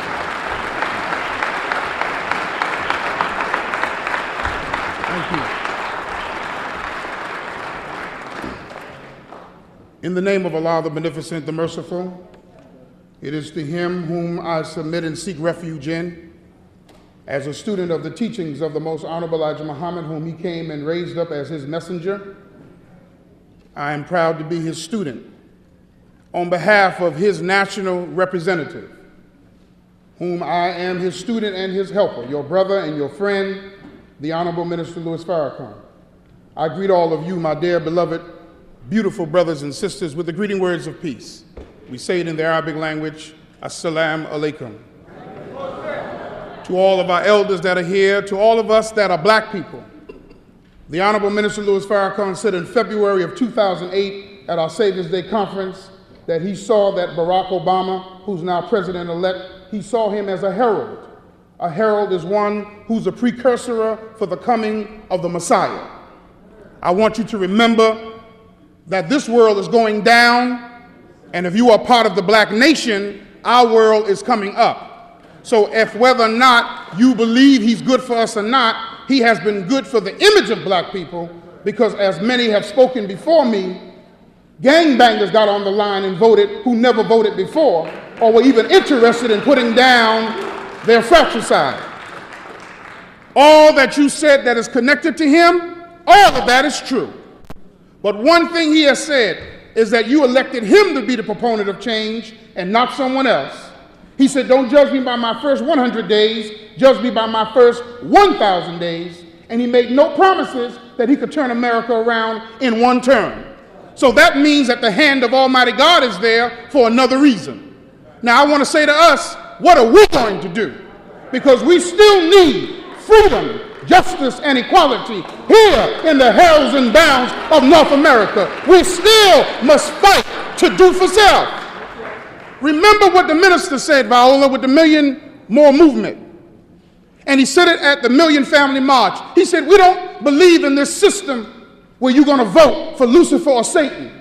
But this time we know we were not going to go for Satan, so we went for Barack Obama as best choice that we felt he could be. But we have no illusions that we're going to be able to get from America what she can't even give to herself. She is trillions of dollars in debt. She can't even get a bailout package for her own country. So you and I must now set up ministries. When we leave here today, we got to go in the room where there's no cameras, no lights, no media, and we got to plan the salvation for 40 million of our people here in America. I don't care who's the president, Barack Obama or anybody else.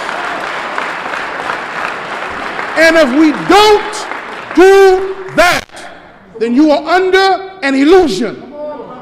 For we have more billionaires and millionaires, but we still suffer.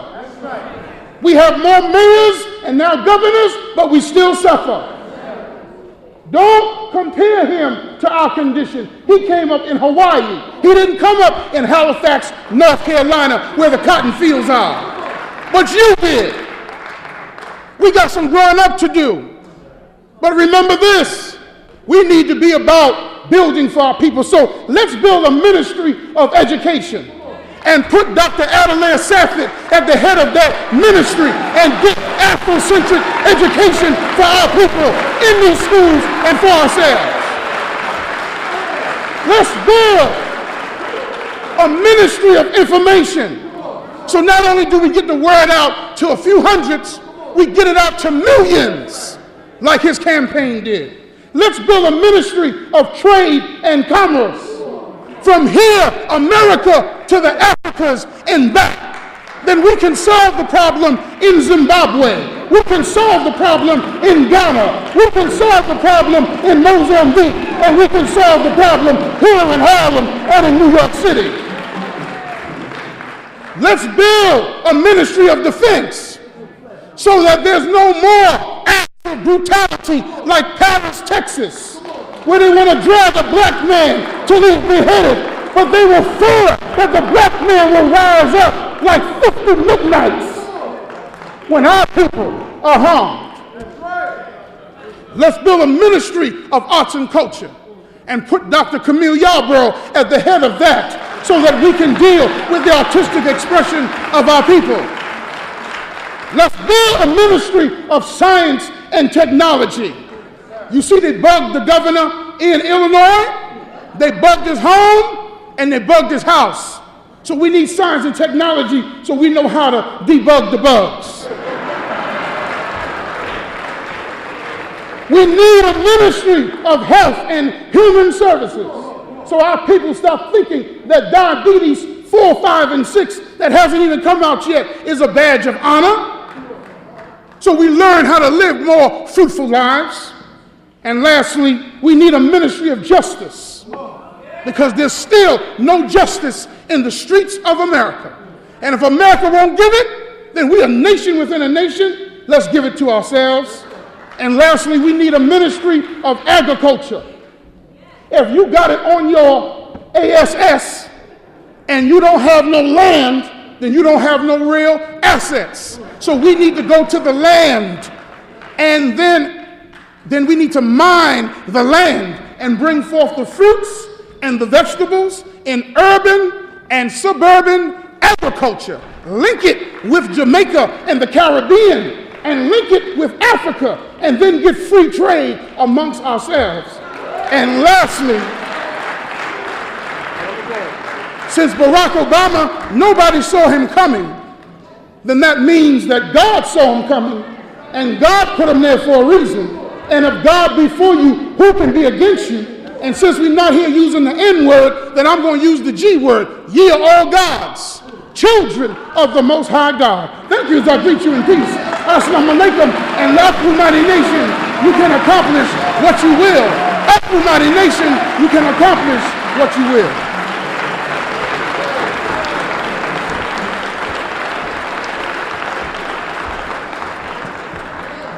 Okay, brothers and sisters, we're staying within our time limits and we're winding on down. We're going to have a couple of more 4-minute presentations. I want to say one of the speakers anticipated something that is already the plan of the family and friends of Dr. Mutulu Shakur. We are planning to make this a monthly event.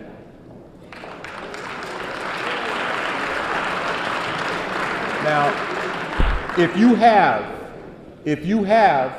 some topics, I want you to send them to the following email address, bashlefi@aol.com. That's B-A-S-H, I'm gonna do it again, B as in boy, A as in apple, S as in Sam, H as in hot dog, L as in love, E as in eat, F as in Frank, I as in I.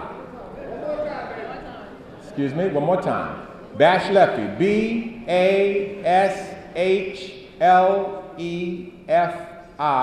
@AOL.com. That's B-A-S-H-L-E-F-I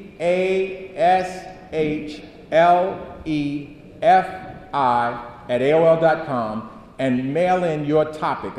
Email your topic. We've been thinking about possibly a couple of topics, but we got to see if we can get the speakers we need. One of them, we were thinking about a debate over the Tawana Brawley issue. That's right. But you know, there's only one man that would be appropriate for that. We got to hear from him. Another one, I don't know, and then the other thing is we've been thinking about, since we're asking, has the black president been of any help to us? How about the black governor? You know? But there are others. Send your suggestions to bashlefi@aol.com and we'll try to kick it loose. Now we have with us today, as I said before, a brother who knows about being a political prisoner, who knows about being a POW from a unique perspective. A young man that sacrificed many of the years of his life because he struggled on behalf of African people. We have to listen to what it is that he has to say. He's getting up there now with me where he's an elder. And so he wanted to speak with the elders. There was a possibility he could have been one of the debaters. Please welcome to the podium, Brother Daruba Ben Wahab.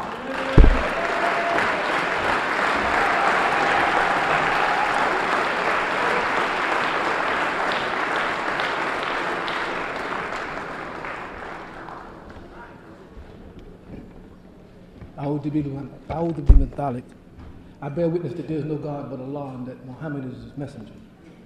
I ask that Allah guide my words so that they may convey information and intelligence to my people, and that those mistakes that I make are mine, and any information that is transmitted to my people is solely from Allah. Power to the people. I want to say, as an elder, we've heard some pretty strong pros and cons on this Obama issue. But we're here basically, and first and foremost, for Mutulu Shakur, for political prisoners. And yesterday I attended a memorial for a comrade of mine, Bashir Hamid, who died in prison. Bashir Hamid, who was a former member and field marshal of the Black Panther Party, a soldier in the Black Liberation Army, died in prison after over 2 decades of incarceration. We had a memorial service for Bashir Hamid at Reverend Darcy's church in Brooklyn. And only a handful of comrades and families and friends showed up. The African community did not know Bashir Hamid, did not remember his valiant struggle, nor the life that he dedicated to his people. So I'm going to take this opportunity, I'm going to rough off a minute, for everyone to stand in silence and gratitude to our fallen warrior who died in prison, Bashir Hamid. Please rise and give some respect to our warrior comrade.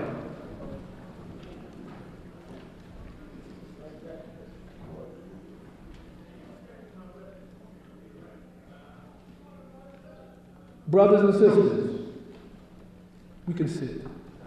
We stop the clock. Your 6 minutes starts now. Thank you. Brothers and sisters, we are here tonight debating where are we going to go? How are we going to proceed? I think every speaker here has indicated that we are living in a historical moment. We are in the cockpit of history.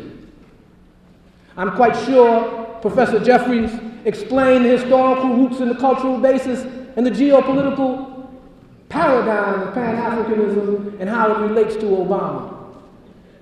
We have heard from our foremost fighter on the political front, who has fought in the city council for our interests, in our behalf, who has raised his voice against the most corrupt police department in this city, who has come out to defend us, our comrade and brother Charles Barron. We know his track record, and we have to respect his opinion and his analysis. But Charles knows he could have just as well as argued the opposite as he did the pro. He knows that. Brother Charles also knows that James Brown didn't say I'm black and I'm proud. He just said say it loud. The chorus said I'm black and I'm proud.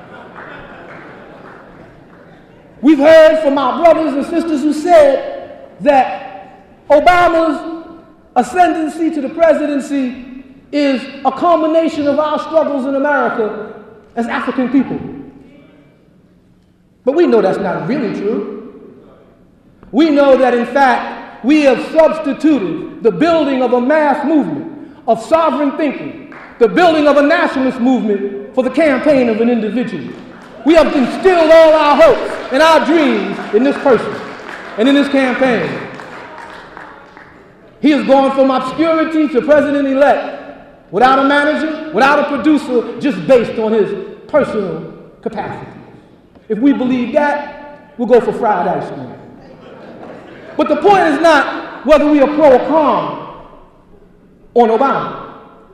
There are some brothers and sisters here who tell us that this is a messianic calling that we're dealing with. It's an act in the hand of God. Of course, as a Muslim, I believe Allah's hand is in everything. Allah's apostle says that there is not an event that occurs in the material world for which there is not a spiritual consequence and lesson. So we know that the rise of Obama to the presidency of the United States is a spiritual test on African people, because his presidency represents the end of African history in America and the beginning of this new history that they're trying to perpetrate as our legacy. Brothers and sisters, we must understand one thing, and this is where we have to all agree. Every one of those brothers and sisters over there who struggled in behalf of our people have come to one conclusion, and this is the overwhelming conclusion that we have to deal with today. And that conclusion is, how will we survive America? Let me get this clear. You saw what happened in New Orleans. How will we survive America? If the lights go off tomorrow and don't come back on, how will we get our grandmothers from the 27th floor in the projects downstairs? What will we do with our children? How would we get our food? How would we survive in this society that is under the enormous contradictions of capitalism? Forget all the rhetoric. Forget Obama. Nobody voted for Michelle. They voted for him. Black folks voted for a black man, pure and simple.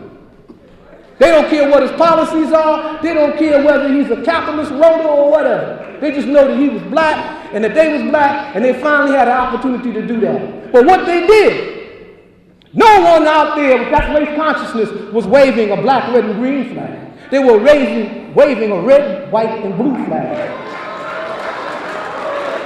If our race consciousness has not resulted in the ministry of this or the ministry of that, it's because the black nationalists and the Pan Africanists fell down on the job and never organized our people the way they should have been organized.